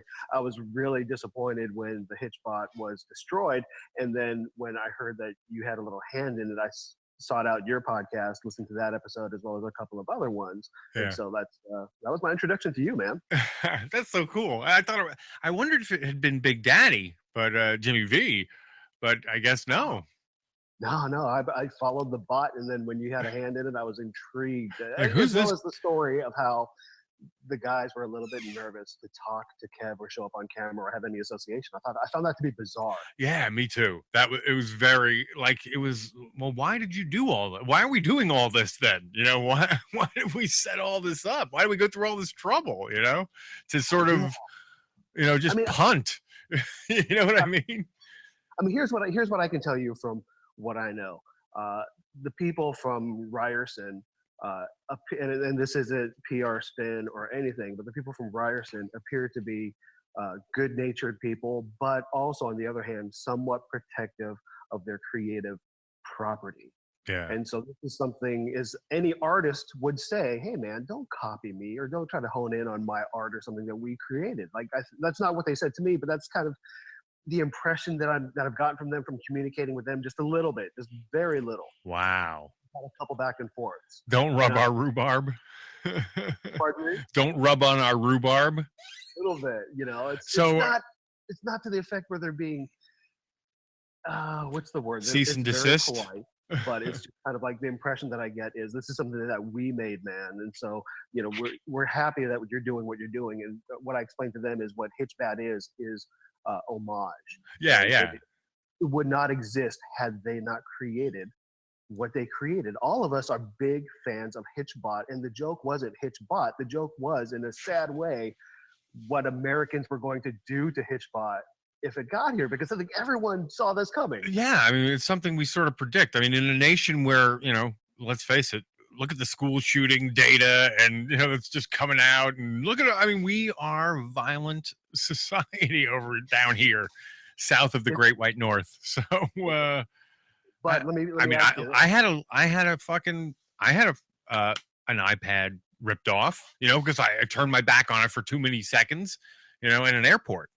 So man, I had my laptop pulled out from under me while I was using it at a coffee bean. Oh, wow. I was typing on it. The guy came and tried to pull it away from me. Is that like New York City? See that? No, that's like Los Angeles. Oh, LA. That's right. You're west. That's right. That's right. I'm talking to you. And I have the video because I caught the guy. There you go. I actually caught the guy. I grabbed the back of his jacket as he tried to run away, and he slipped, and I got him in a headlock. Wow. Wow. That's fucked up, man. It is messed up. It is really messed up. Okay, so what's your background? I mean, are you a tech guy? Obviously, I mean, to make a robot, I would assume. And is Hitchbat a robot, or is it just a spackle can filled with shit? Yeah, okay. So I took Hitchbat to a coffee shop, and one of the parents brought in their kids, and the kid said, "Mommy, what is that?" She said, "It looks like a robot." The kid looked at it and said, "No, it looks more like a sculpture." And the kid is right. It is not a robot. It has no robotics inside of it. The only electrical component is a GPS device, so we can keep track of it. We decided that the original Hitchbot was broken down and the components were stolen, and so to make it a slightly less appealing, we're not putting any electronics in it. There's nothing really to steal if they break it open. Gotcha. So there's no iPad in there. No iPad, no phone, no computer. It's not a robot. It's a sculpture. But you know. So it's you don't have to worry about GPS tracking. There's no reason to beat it up. There's no reason, well, other than if you so choose. There's nothing to rip off, other than Hitchbat itself. We'll have a GPS. Oh, we'll have a GPS. Yeah, that's the one electrical component that it will have. Okay. Yeah. Do you want everyone to know that? I'm okay with it because we're putting so much, we're gluing pieces in place. If they take it apart, I mean, they can't really use it if they take it because it's registered under my account and I could electronically kill it if I need to. Yeah, yeah. No benefit to take it. So this is truly the human interest experiment recreated. It's the human interest experiment, and it kind of ran away on its own. It started off because I was curious. Okay, well, there are two of us who put this together, myself and my podcast partner, Aaron. Oh, so you guys have a podcast? I do have a podcast, which is why I have a mic. Yeah, I was gonna say you're pretty spot on. Yeah, it was when you told me you wanted to do it this way. I said, well, why not? I'll just plug in the mic. We'll go. We're good. Yeah. So Aaron is my podcast partner. We do a podcast called Faces and Aces, LV standing for Las Vegas. It's a Las Vegas podcast. Oh, okay. What does that mean? In IT, and I have a background in graphic design. And so the logo that you see, the way that it looks, that's my design. And Aaron also did the engineering part of for example, the dog again. Okay. For example, the legs. we had a hard time trying to get it to balance on 3 legs. We hit that back leg to pivot upwards, and Aaron solved those types of problems for us. So let's see. We were talking about. Wait, hang on a second. What is a Las Vegas podcast? What do you guys do? Just talk about Vegas? Talk about gambling? Angles of Vegas. Talk about who's there? Well, yeah. I mean, basically, there's so many different areas to cover when you're talking about Vegas, simply because you can talk about the food, you can talk about, do hotel reviews, you can talk about the shows, you can talk about, my God. How many episodes do you have? We're only episodes. We've been out for ballpark about a month and a half. Okay. So, I mean, it's smart though. I mean, right off the bat, here's what I'm saying. That's a smart thing to go, because if you're into Vegas, and, that's your thing, in time, people will fucking, hotels could possibly sponsor you. Fucking, you might start getting comped all over the place. Hey, we want to get a good. Yeah. That's also part of why he's starting off in Vegas. That's smart. That's very smart. That's a smart idea. So yeah, I tip my hat to you, sir. You're thinking. Thanks, man. I mean, well, here's the angle. If you're into it, it's easy. If you're into Vegas, your podcast will be fucking easy. You know what I mean? Because you'll just get on and talk about something you love.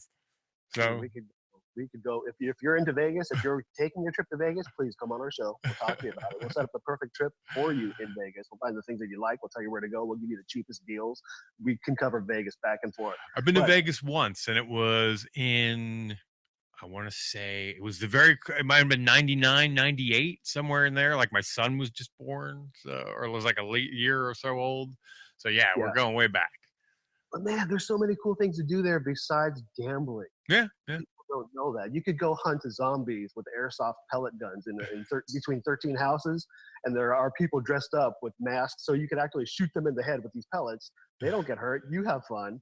I mean, everything goes in Vegas. It's just a great town. Yes, it is becoming the adult playground. It's becoming more corporatized and less, mafia.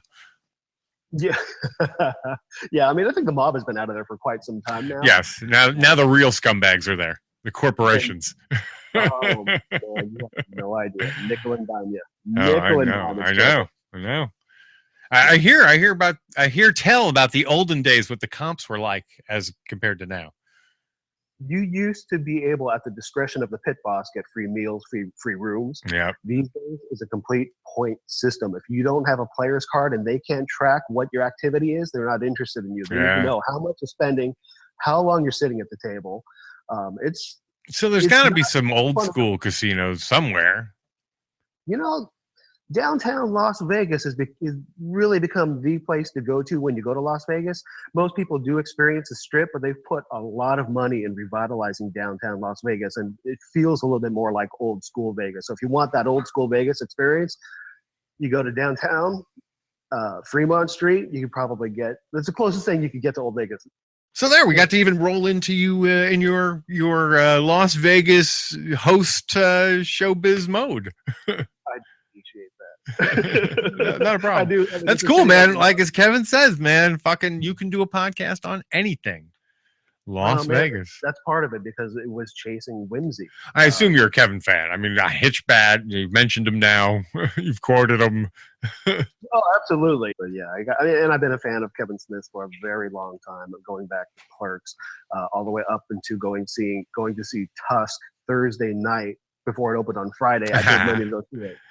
Did you get your name in the on the video? No, I didn't send in my ticket. I'll be honest with you. I love the story behind how Tusk was made. Oh, me Not too. One of my favorite pictures from him. Me too, man. Of late, I've been thinking that I haven't really given Tusk its due yet. And I had an opportunity even when I had Kev there, but we didn't talk about Tusk enough. So maybe next time. I wanted to let it sit and try to revisit it in a little while. Because sometimes movies, improve with time. And it does. It does. I like it more now than even. Well, it's becoming Lebowski-esque to me, and I know there's people out there say, because you're just a thing, I'm a default, that movie was made for me, but that's not necessarily true. Like, I know people in the circle who don't even like it. That movie was made because Kevin had inspiration. He had a creative bent that he needed to get out of him. And that's the story of Tusk that I love. And Me I too. will tell people that story just constantly. The whole chasing whimsy aspect of it. I don't know if it's become a mantra, but it's definitely something that's influenced what I do on a daily basis now. What that Tusk has is actually sort of the same thing that Clerks has, definitely, which is the story of making it is just as interesting as the story itself. I'd agree with that. Yeah. You know, because the story of how Clerks came together, if you've ever seen The Snowball Effect, is amazing. You know, it's just like one of those, wow, you know, every people were in the right place at the right time, or it wouldn't have happened. You know? Yeah, or he's just a guy who kind of made things happen given the circumstances that he was in, and that you got to just appreciate. Yeah, and Red State is the same way too. Red State has a backstory to it that makes it just as intriguing. It didn't get that same kind of theatrical release. People didn't know about it as much unless you were really dialed in. Right, and that was a gem that people missed. Oh, I mean, amazing. If you're a fan of Kevin Smith, go see it. If you're a fan of just an interesting movie, if you're a movie buff, you have to check that out. If anything, just to mark it off your list of interesting movies that you've seen. I love Tusk, and I love everything that Tusk is about. But if I was going to compare the two movies, like Red State would be the one I'd say, go see that, you know, because you will not, nobody could be disappointed from Red State. Yeah. Tusk is a 50-50. You're either going to love it or you're going to hate it. You're probably going to have a reaction. That's for sure from Tusk. Yeah, you really had something to say there. And those are the types of movies that I really enjoy from Kevin. For example, Dogma is probably one of my favorite movies that Kevin put out just because I grew up Catholic. And he says a lot of the same things that I feel. And I really identify with a lot of the things that I see on the screen. I revisited Dogma recently. There's issues I've had with it over time, but I last time I watched it, I let everything go, and I really enjoyed it again. So I guess, you know, part of it is me getting out of the way. It's like you grow up with religion? Oh, yeah, but now I'm a total atheist.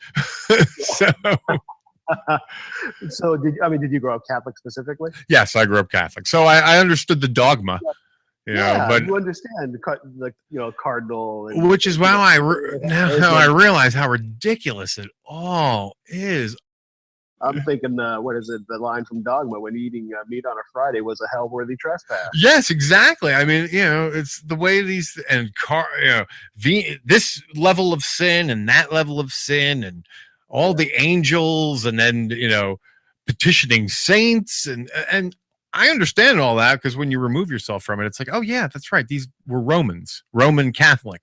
So they replaced their polytheistic system with a monotheistic system. However, the people were still used to doing it the way they used to, so they wanted saints. They wanted their polytheistic system within this new monotheistic system.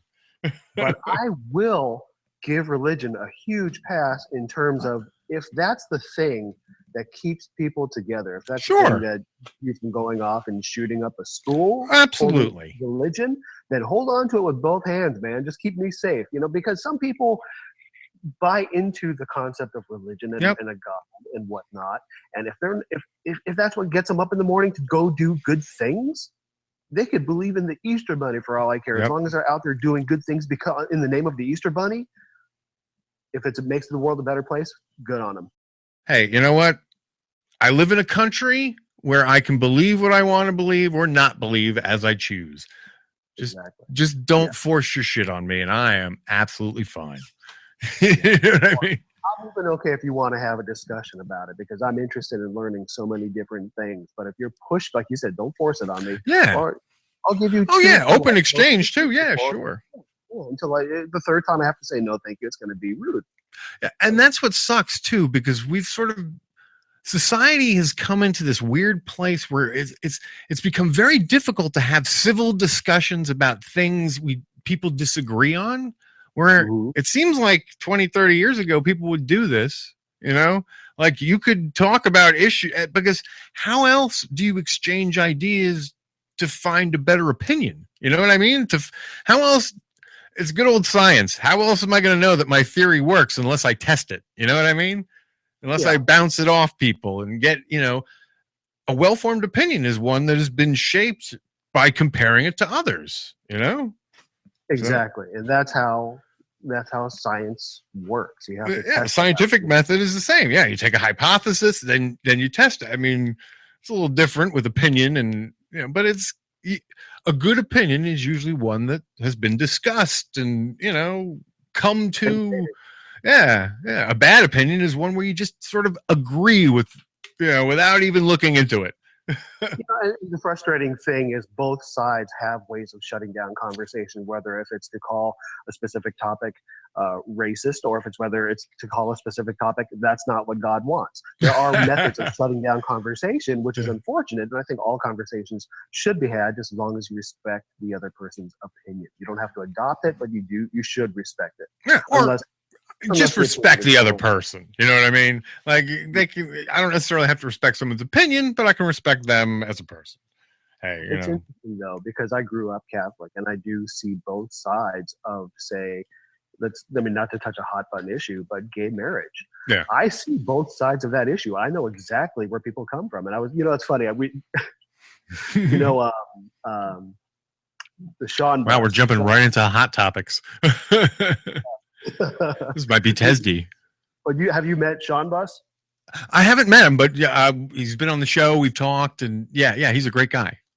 We had some great conversations. But before I share a little bit of that, I got to tell you, the guy, I met him Saturday morning because he was interested in meeting Hitchbat. His daughter is a huge FatMan fan. He drove 40 minutes to come and see Hitchbat. He sent me a text before. He's like, "I'm off to meet Hitchbat."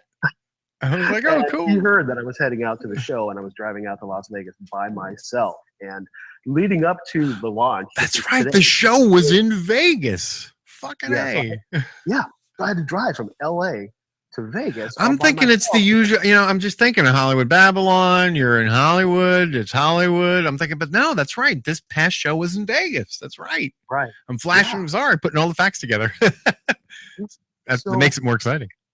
It is, because Sean, I met the guy. So what's the drive time on Vegas from Los Angeles to Vegas? Average drive time would be about 4 hours, 3 hours, 45 minutes, and then factor in traffic and speed. But 3:45 is about what it should take. Okay. We took a little bit of time. We took about a little over 4 hours because we stopped a few places on the way. Okay. To take pictures with the Hitchbat. Yeah, that makes sense. Yeah, we took pictures of Hitchbat in the desert. There's an alien jerky store that's very well known to people who travel that road. Okay. So there and take that picture. So we took a few. Grand Canyon? It's a little. I think it's 2 hours out of the way. Okay. What about Hoover Dam? Yeah, Hoover Dam. Yeah, that's about an hour outside of Vegas. Yeah. Yeah, or I think east of Vegas. Did you leave Hitchbot in Vegas? No, he came back with me Okay. Sunday morning. So we drove out there Saturday, came back pretty much after the show. Okay. So it was roughly a 13-hour turnaround in Vegas. All right. So you said you met him. You were meeting him in the morning. Met him in the morning, and he volunteered to drive with me because he saw that I was just physically exhausted, and the guy who built Hitchbat with me couldn't make it. He volunteered, and that's just speaking to what a good guy Sean Buss is. If you listen to Education, you hear them make the joke about, "Hey, get on the Sean Buss." He drove me to and back from Vegas just to keep me company, so I wouldn't fall asleep on the ride. Cool. What a fantastic guy. That is cool. He is a good guy. Yeah, he's a good guy. And that's part of one of the great things about everything that's been happening, getting in touch with people like you and Sean and James, part of the Kevin Smith community, guys that I never really knew before. And now building the Hitchbat and doing all this, chasing whimsy, has led me down this road to meet fantastic people. Yeah. And that's so cool. That is social media and podcasting. That's sort of what our movie's all about too. Like all this spirit. Build yourself that breathing room. That's one thing that we didn't do with the Hitchbat, and now kind of thinking, yeah, but Hitchbat's a different kind of project, you have to admit. A completely different kind of project, but we're just supposed to be driving them out to Vegas a little bit later today. So essentially the design is the same, just no guts. Yeah, it's a paint bucket. It's pool noodles.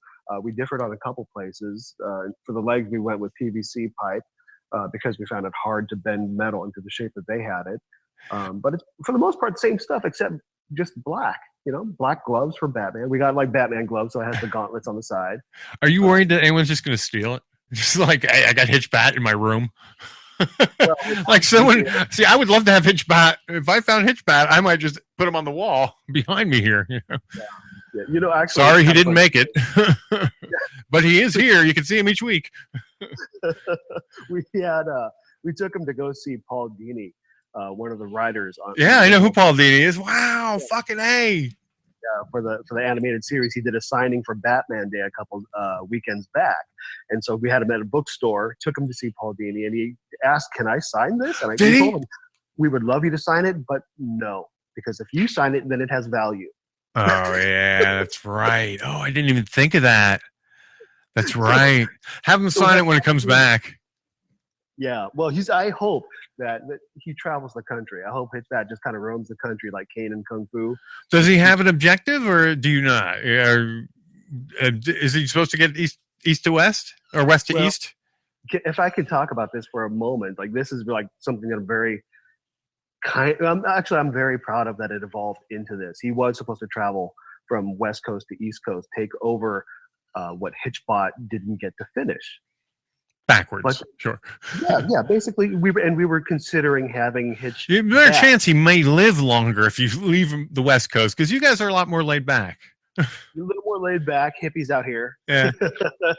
Not so assault and battery, not the first reaction.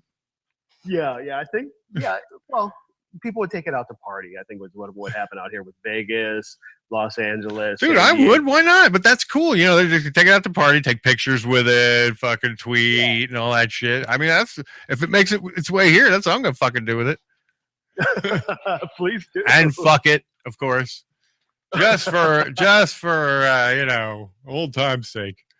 Yeah, I'm not gonna comment on that one, but when it comes back, I'll have a fleshlight installed. For any of the kids listening, that's a flashlight. Yes, of course. Yes. At least you're not as uptight as the guys at Ryerson. They would have disconnected by now. No, like I said, man, if I wasn't speaking in Hitchbat's voice, you and I would be having a beer, having a completely different conversation. But essentially, we were originally going to have it travel from the West Coast to the East Coast, pick up that journey. But then we discovered and we thought about it and said, that's not our journey to finish. Ryerson said Hitchbot will return next summer. And so we thought, okay, we need to change up the mission. Yeah, in armor, in body armor, and fucking, with a taser. This is where it gets really cool because of the way that this looks. We're kind of riding on the coattails of Batman. Yeah. Oh, yeah. You definitely have an advantage there. Who's going to fuck with Batman?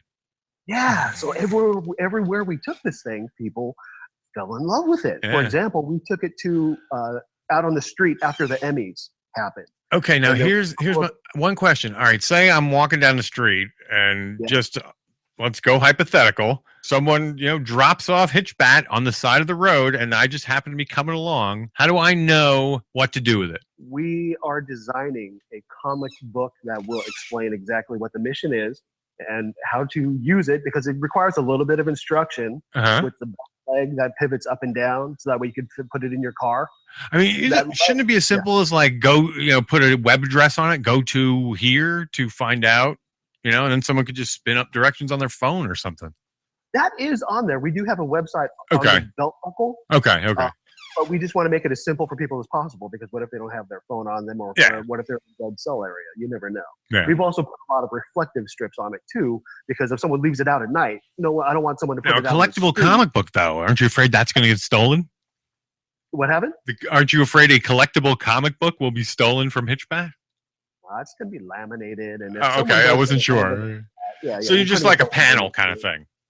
Yeah, basically 2-3 page panel. There you go. Okay, something very simple in design. Yeah. So, and we also have reflective things on it. So because it's black, basically the whole thing is black.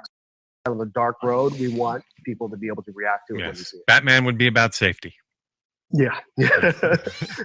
So basically, what happened was everywhere we took this thing, people would say yes. I don't know if you've seen the pictures. We have pictures of the Hitchbat inside the 1966 Batmobile. Oh wow, cool. Yeah, and people said yes. We asked the guy coming out of the Emmys, "Hey, can Hitchbat hold your Emmy?" The guy said yes. Wow, who? It was a producer for The Voice. Oh wow! Holy shit! See, there's the advantage of being in Hollywood.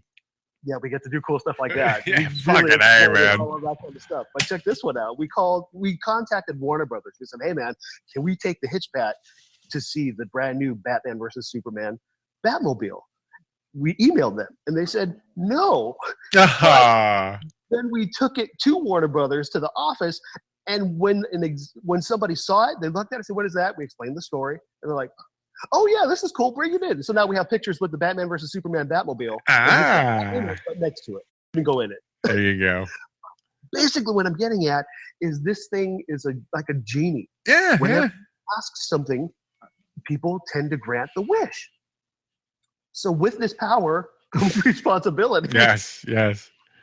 And so we've changed the mission from going West Coast to East Coast to what kind of good stuff can this do on the way? By the time I came in contact with Hitchbot, he'd been headless.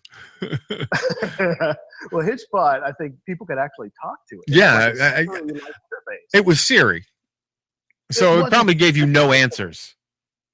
If it's anything like my fucking Siri, it's never given a right answer. Yeah, pretty much. I mean, so I can see why someone beat the shit out of it. I'm not going to comment on that one either.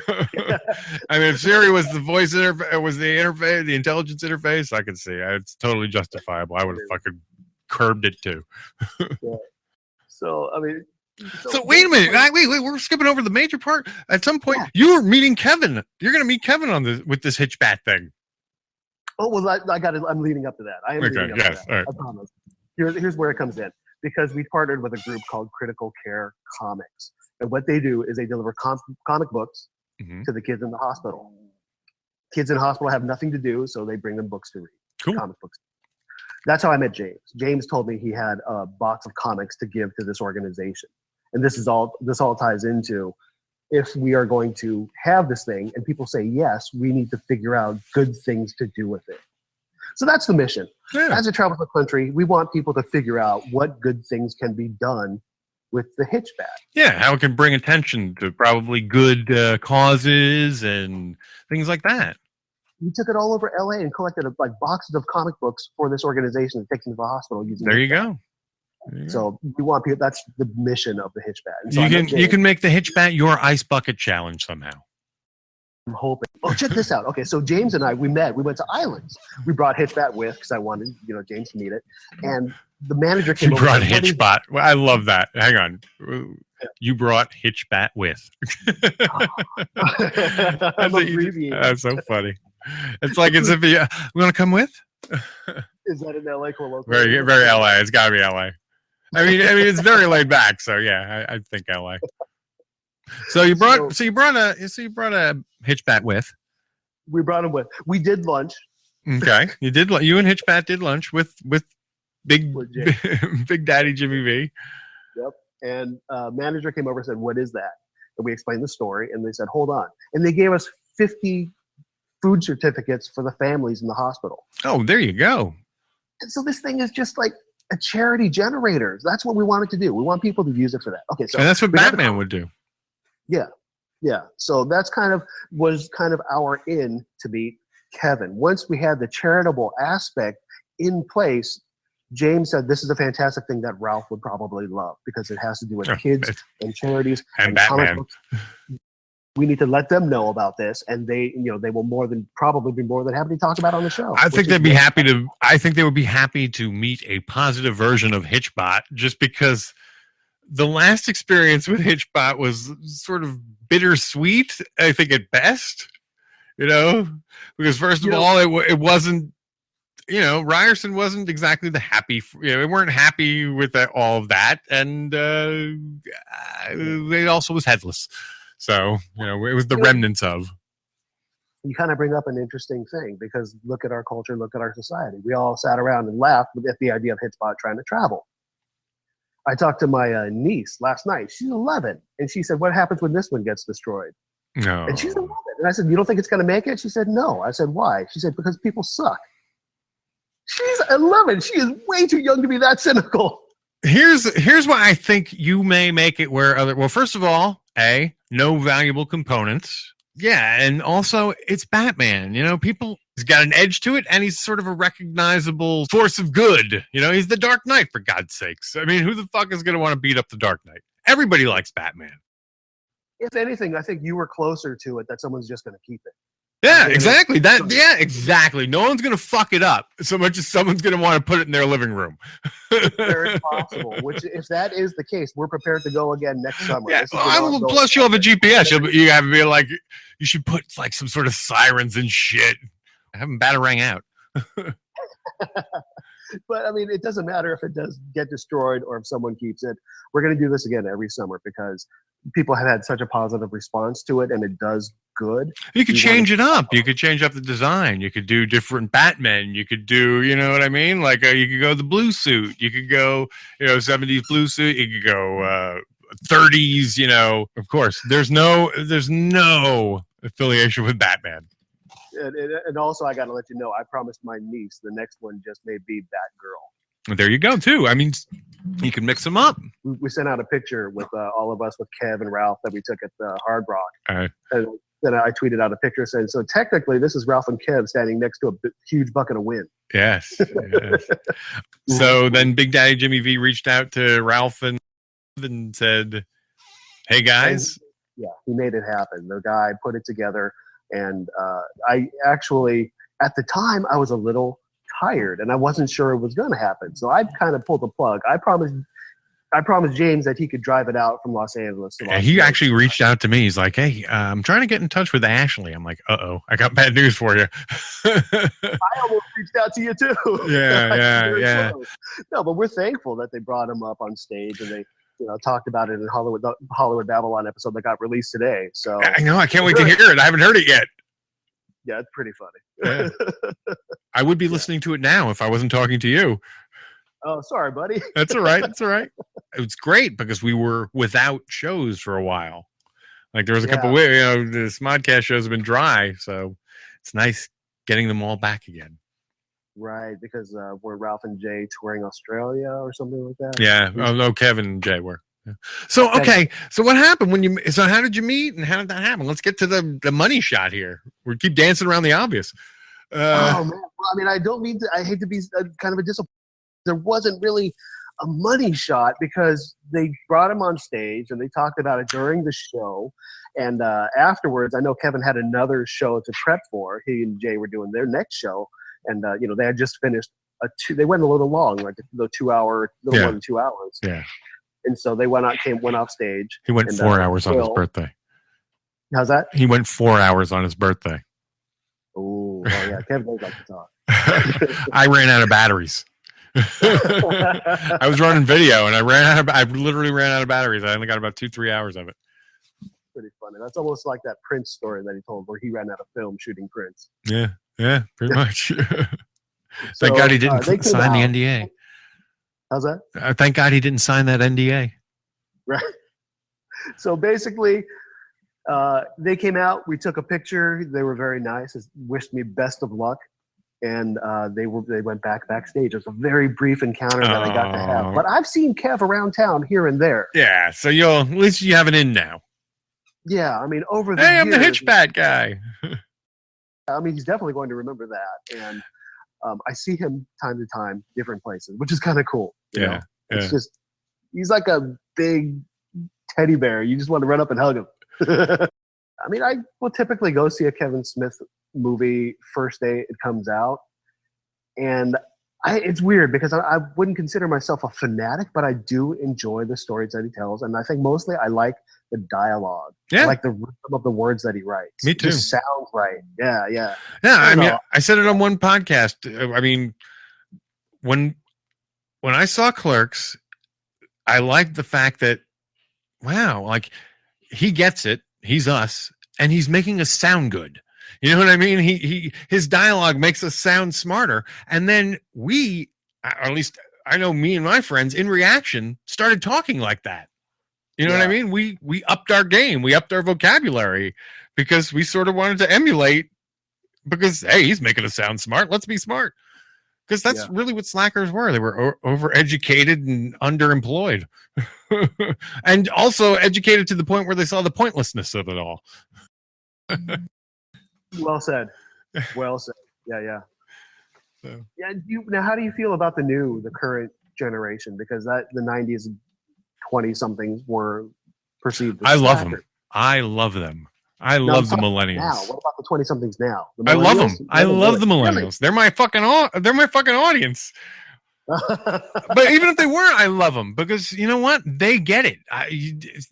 There's something about their generation didn't get this. They don't want to be in the 20th century anymore. You know what I mean? Like so much of our generation still sort of longs for the 20th century. And by that, I mean, they still want, no more gay marriage and, anti-technology and afraid of the internet and just, and what is YouTube? All that kind of, it's like, really? Come on. This is where everything is going, folks. If you want to be, if you want to fucking be your grandparents, don't realize that this isn't going away. That's the point. This is not going away.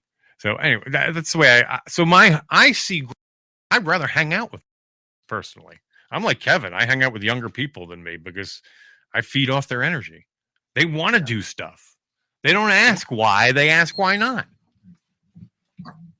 So, that's a very good point. Yeah. So, I mean, I'm a big advocate. I really do envy them that they have so many different things at their fingertips. If they want to create, they can just create. I wish I had that when I was their age. And so since I didn't have it when I was their age, I'm doing it now. For the movie, we interviewed Bob Levy's son. But as soon as I got him on camera, it clicked. I'm like, holy shit, I'm sitting in front of two kids, because it was a son and his friend, who don't know a world without Facebook. You know what I mean? Like 15 years ago, it was when about Facebook started. These guys, they grew up with Facebook. So one of the first things I asked them, so what do you think of Facebook?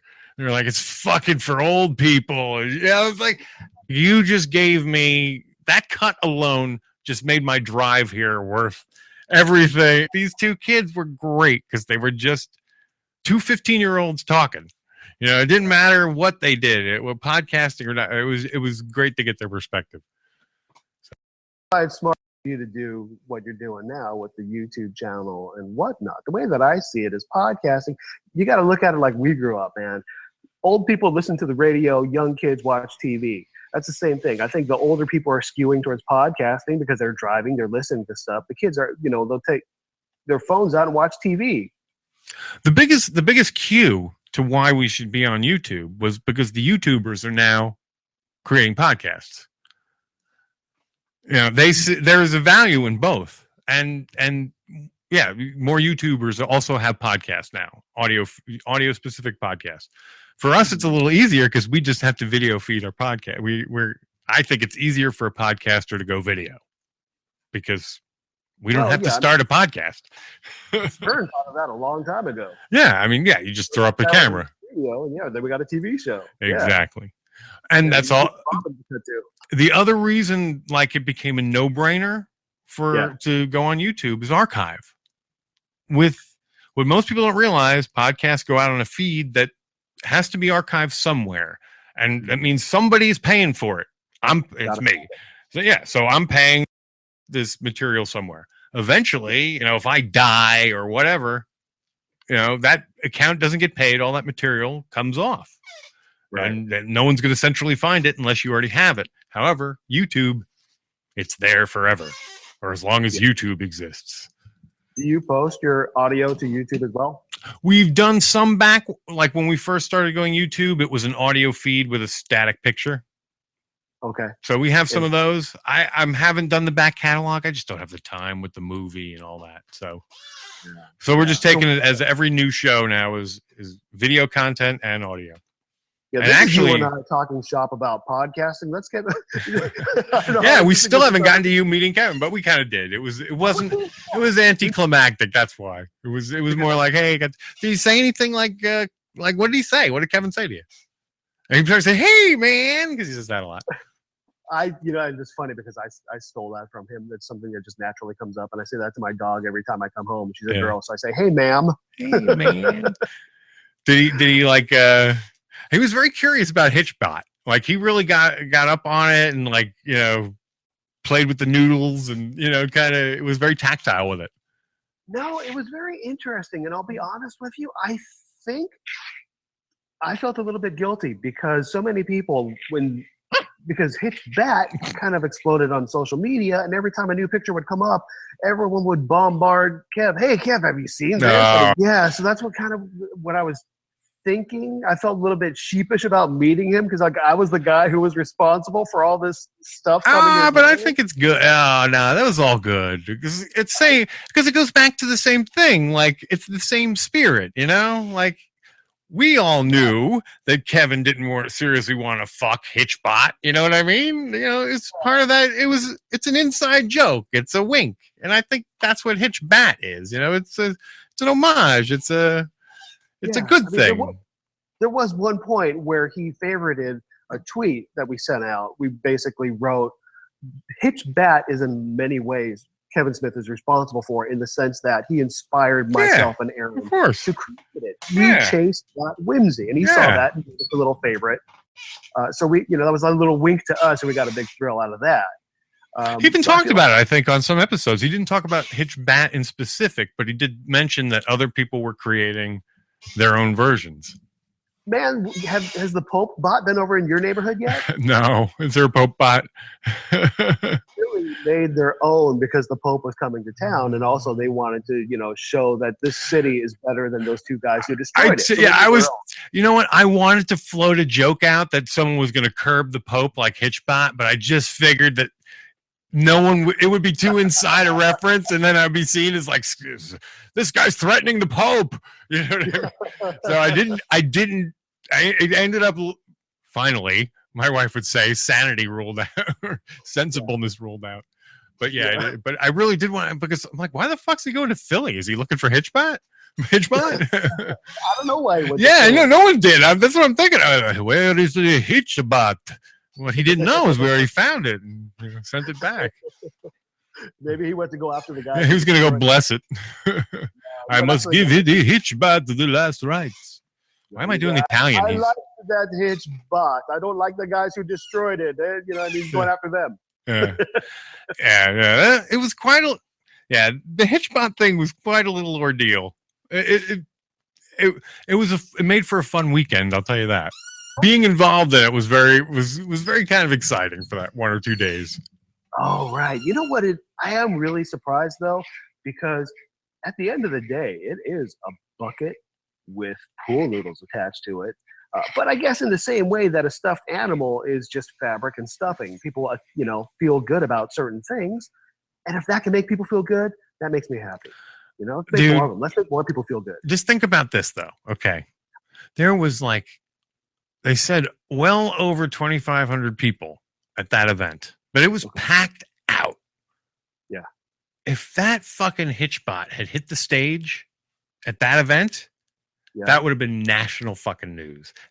As silly as it is, just because there was so many damn people at this event, it would have been like, Kevin Smith brings Hitchbot out on stage, in front of 2,500, screaming fans or whatever. And it would have been a moment of that little robot, and it would have sort of helped to wipe away the bad feelings about it. But instead, man, by not bringing it up on stage, it became this want to see a dead body? As Kevin even pointed out in his story, which I thought was brilliant. When he talked about it with Mosier, finally, he's like, it became like that. I thought that made me laugh so hard when he compared it to Stand By Me, because that's what it was like. You want to see a dead body in the trunk? In my mind, I was thinking it's like a scene in Goodfellas where they pop open the trunk and you got exactly. Fucking put a butcher knife in him.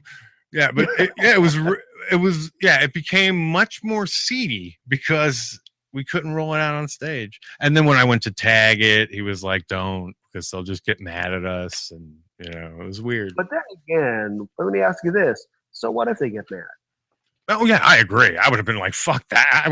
If I had contacted them and they said, don't do that, we're going to sue you, or whatever threat they made, I wouldn't have said fuck you. I would have just done what I did. You know what I mean? I would have did it and been like, what's the old adage? Forgiveness is easier to obtain than permission. Yeah, something like that. But, Yeah. I mean, what's to be mad about? You're returning their property, And to you're them. doing it in a way that's bringing positive. You know, you're doing exactly what that fucking thing was made to do. Bring it out and show it off. And you say, look, it survived and it'll be back, and then that's a good thing. Yeah. Instead it was done in secrecy, it became weird. Yeah, it did become weird. It was very weird. It made for some bad feelings on the back end. It added an air of like, what just happened here? Was I set up? You know what I mean? Yeah. So yeah, it was weird. And also, we don't. This is the most I think I've ever talked about it too. About his Well, the experience in retrospect, you know, the sort of after effects. Yeah, I could have used more when you talked about it. You talked about it very briefly, and I thought, oh, let me hear some more, man. Come on, I want to hear what happened. I took like an hour on it, dude. There was like an hour out there. Yeah, but it's just such an most of it's the story. Most of it's the coming to yeah. Yeah, and I'm part of that crowd. I don't understand it in myself, but I dug watching that robot travel the country. I think it was. Can you explain why people dug it? I have a hard time explaining it to myself. I became fascinated with it because of Kevin. I mean, because that story of, you know, those Smodcasts put that thing on the map, and it is an interesting experiment to see, and the outcome was no surprise to anyone. You know what I mean? I mean, I think that's really why. It's that irony of everyone saw this coming. Everyone knew that this thing was going to get beat on. And yeah, I think, though, Mosier said it best early on when he pointed out that if this truly was an experiment, then they blew it from the get-go by advertising it. You know what I mean? Like, by saying we're making a robot that we want to hitchhike across the country safely, you've already poisoned the water. You know what I mean? You've already told people what you want, what you expect. If they really wanted to do that experiment, they would have made the robot, not told anyone, and just put it out. You know what I mean? Right. That's the purity of the experiment. But it had already existed. Yeah. So people knew about it as well as Kev talked about it. So yeah. But I'm just saying, if it really wanted to do an experiment in terms of, you know, it was really much more of a human interest, generate publicity sort of experiment. Now, do you think that Hitchbat will make it? How far? What state? Let's put. I think that from everything you've told me, I think Hitchbat will make it much further than Hitchbot. One, because it doesn't have anything of value. Yeah. The only thing that you may run into a problem is, as we already talked, someone wants to keep it. Yeah. Are you a gambling man? Should we put money down on what state? I'm not. If I gamble, then I'll lose. So I mean, that's I am the mush. You know, I'm like that guy. If you ever saw Bronx Tale. Okay, so we don't know where you don't know what state it's going to end up. But do you think it'll be destroyed or disappeared? And we kind of touched on this before. I would think disappeared because just someone's going to take it and want to keep it. And especially if you don't, it also comes down to spelling out that mission, how well the person who receives it can figure out what they're supposed to do with it. But do you think that because it has such a positive mission, somebody wants to be the jackass who takes it off the road and something that's out there helping people? They're the ones who takes it off the road and makes it disappear. So now I know that I wouldn't do that, but we're talking about I mean, go look at the internet. Spend 20, 30 minutes on the internet. Yeah. Look at the quality of character out there. Yes, there are good people, but there's a lot of fucking trolls and haters in the world. So I don't know. I mean, I think it has a better chance because one, I think Batman or the Bat persona gives it a much more positive vibe. It also makes it sort of like, why would you want to fuck with it? It makes it more stealable. So that's the downside. So, you know, but I do think it's better than Hitchbot in terms of it getting across the country. You've removed a lot of the value in terms of, I want to beat this thing up and take its shit. Well, we removed a lot of the monetary value, and we've also increased the emotional value. Yeah. But we're hoping that it does last for a while. And again, it's truly not a robot, though. It's a Hitchbat. It's a Hitchbat. That's right. You have to take bot out. But yeah, that's a great thing, man, because I've been writing every so often. I'm on Facebook and Twitter, and people will say, what happens if it gets destroyed? What happens? And I tell them, man, okay, look, if someone's going to destroy it, I want you to dress up like a Joker and destroy it. Like, if you're going to do it right. Like, dress up like Bane, break it over your knees. Yeah. Okay. Yes, be part of the joke. Yeah, exactly. So if you're gonna do it right. Now I've just opened it up because now someone. Somewhere someone's putting a Bane mask on. But that's okay because it's only $150 worth of material. I'm gonna make another one and send out another one. So It was the maker of Hitchbot who made me put on the mask.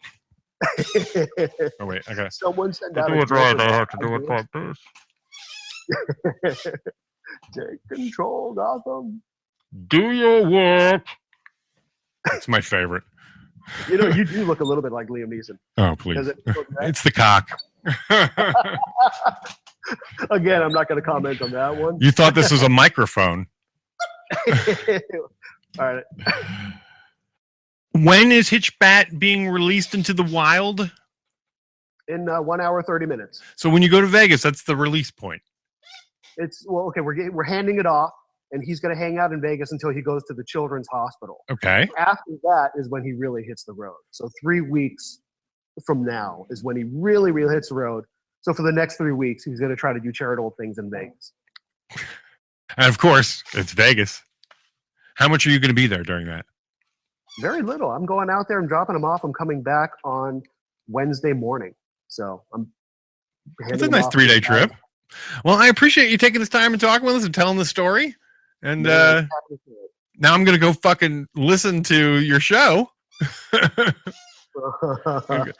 if you check out one episode, check out episode 8, where we speak to Dr. Timothy Fong. He is a gaming addiction specialist, and he talks about some signs that you should look for if you're going to be if you're addicted to gambling. Gotcha. Like, it's a fascinating episode. Yeah, that's one that missed me because I lose.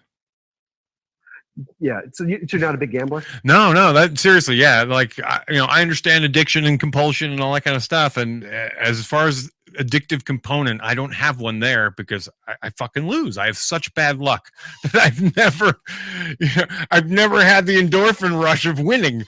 Right. Well, it goes the same. Handle your high. When Yeah. he's a gambler, also there, handle your high. Did you listen to the show with what's his name? The guy from the Facebook artist or whatever? I can't think of his name.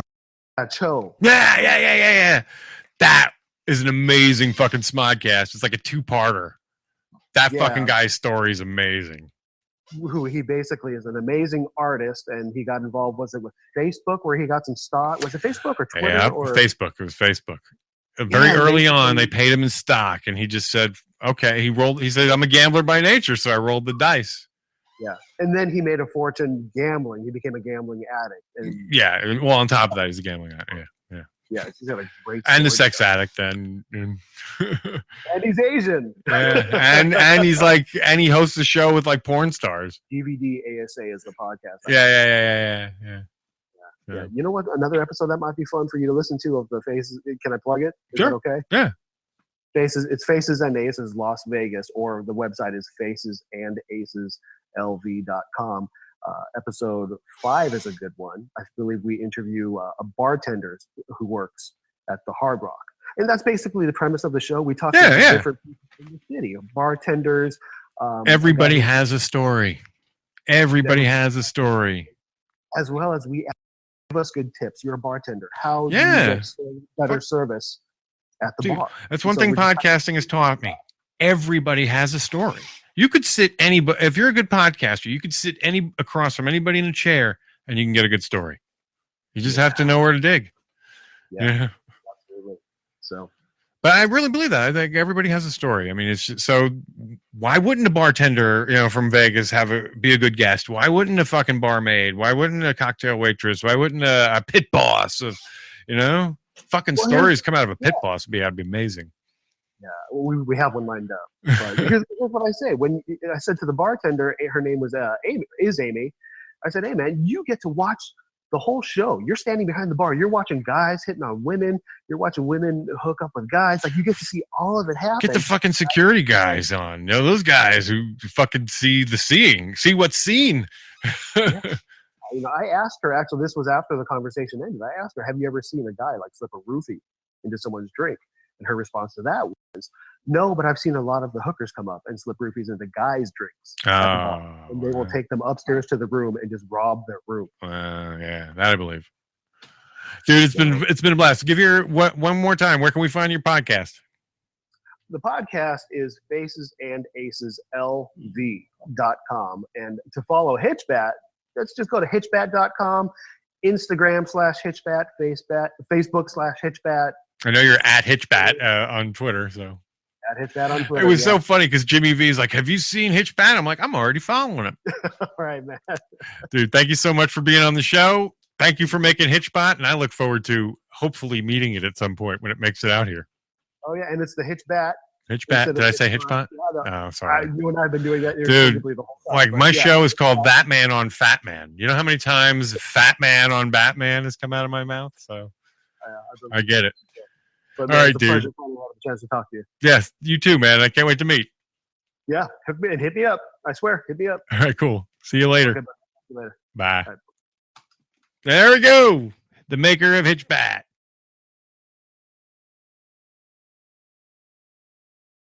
All right, everybody. That was Chris, the maker of Hitchbat.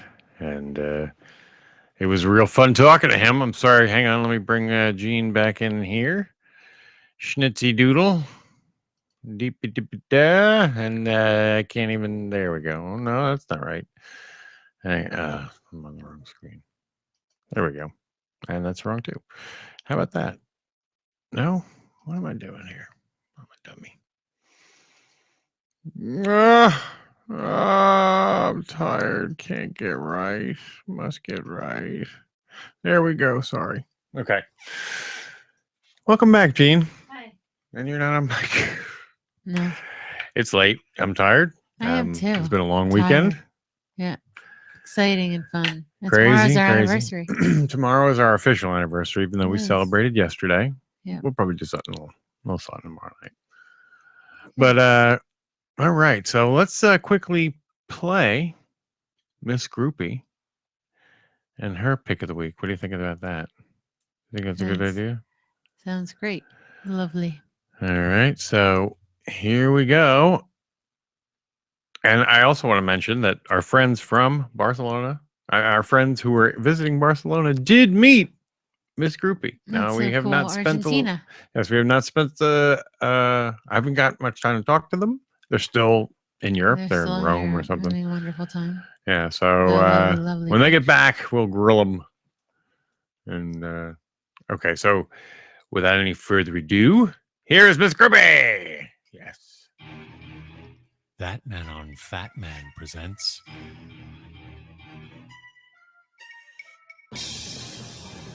At Tesdy Groupies. Tell 'em Steve Dave. Pick of the week.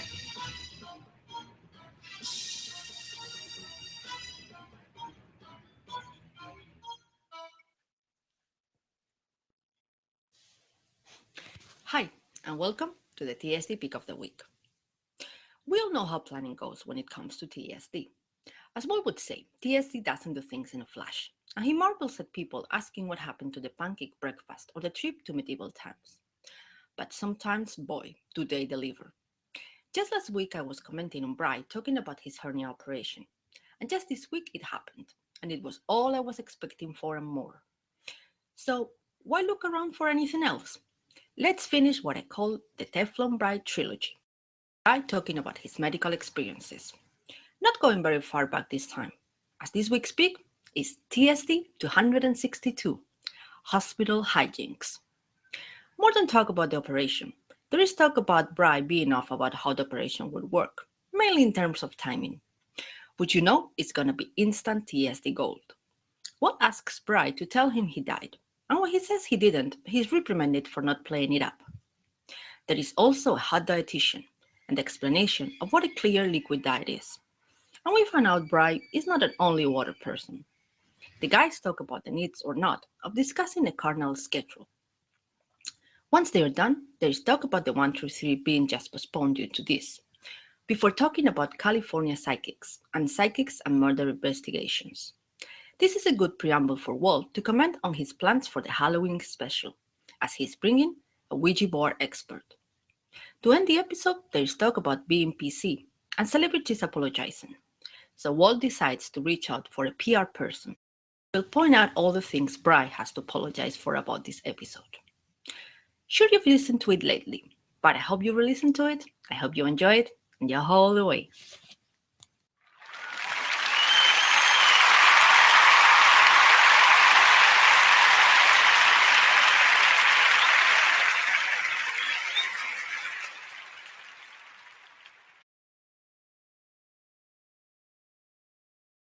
Mike's. I love Because her. it's so separate from the Argentina, we'll meet someday.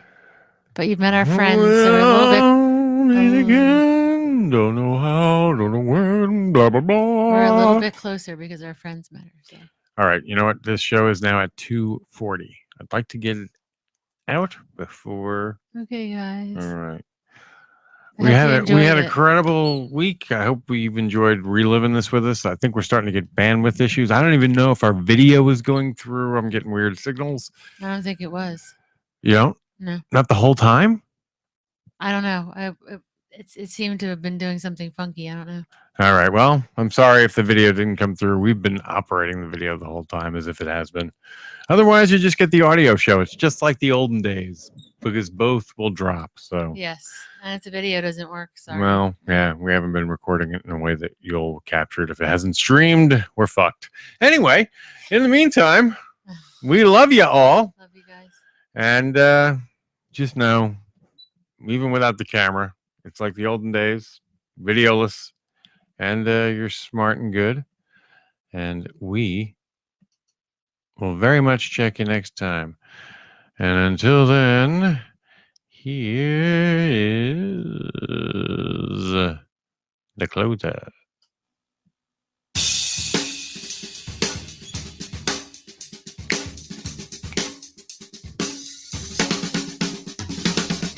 And you're smart and good, folks.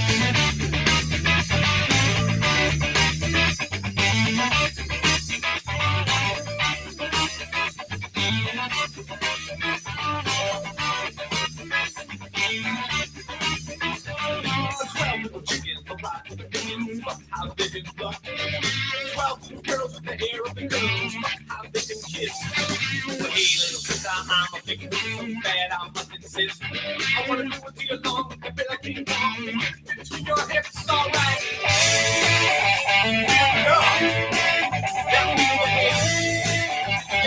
Stop now. Let's go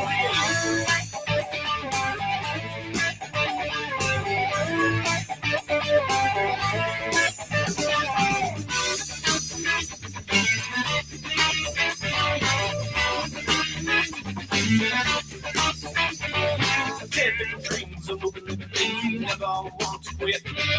4 different sounds, screaming the town, and I tell you it's no crap. 4 little mans are jamming in the band, your brains we must attack. Don't fall behind, climb up in a mine, and get those stuff Prozac, alright.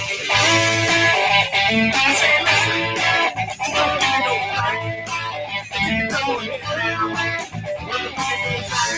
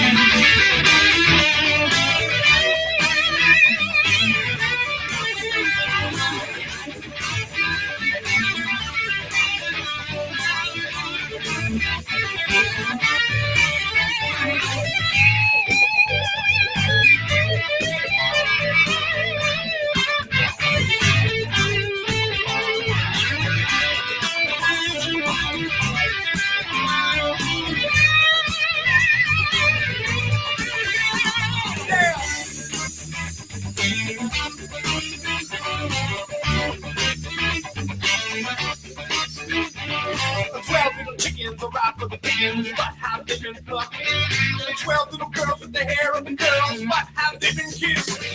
Well, hey, little sister, I'm a big bitch, so bad I must insist. I wanna do it to you long, with the bit like King Kong, and get between your hips, alright. Feel the sex, yeah, feel the funk. You gotta do the stomp now, you little punk. You gotta do the stomp now, you little punk. You gotta do the stuff.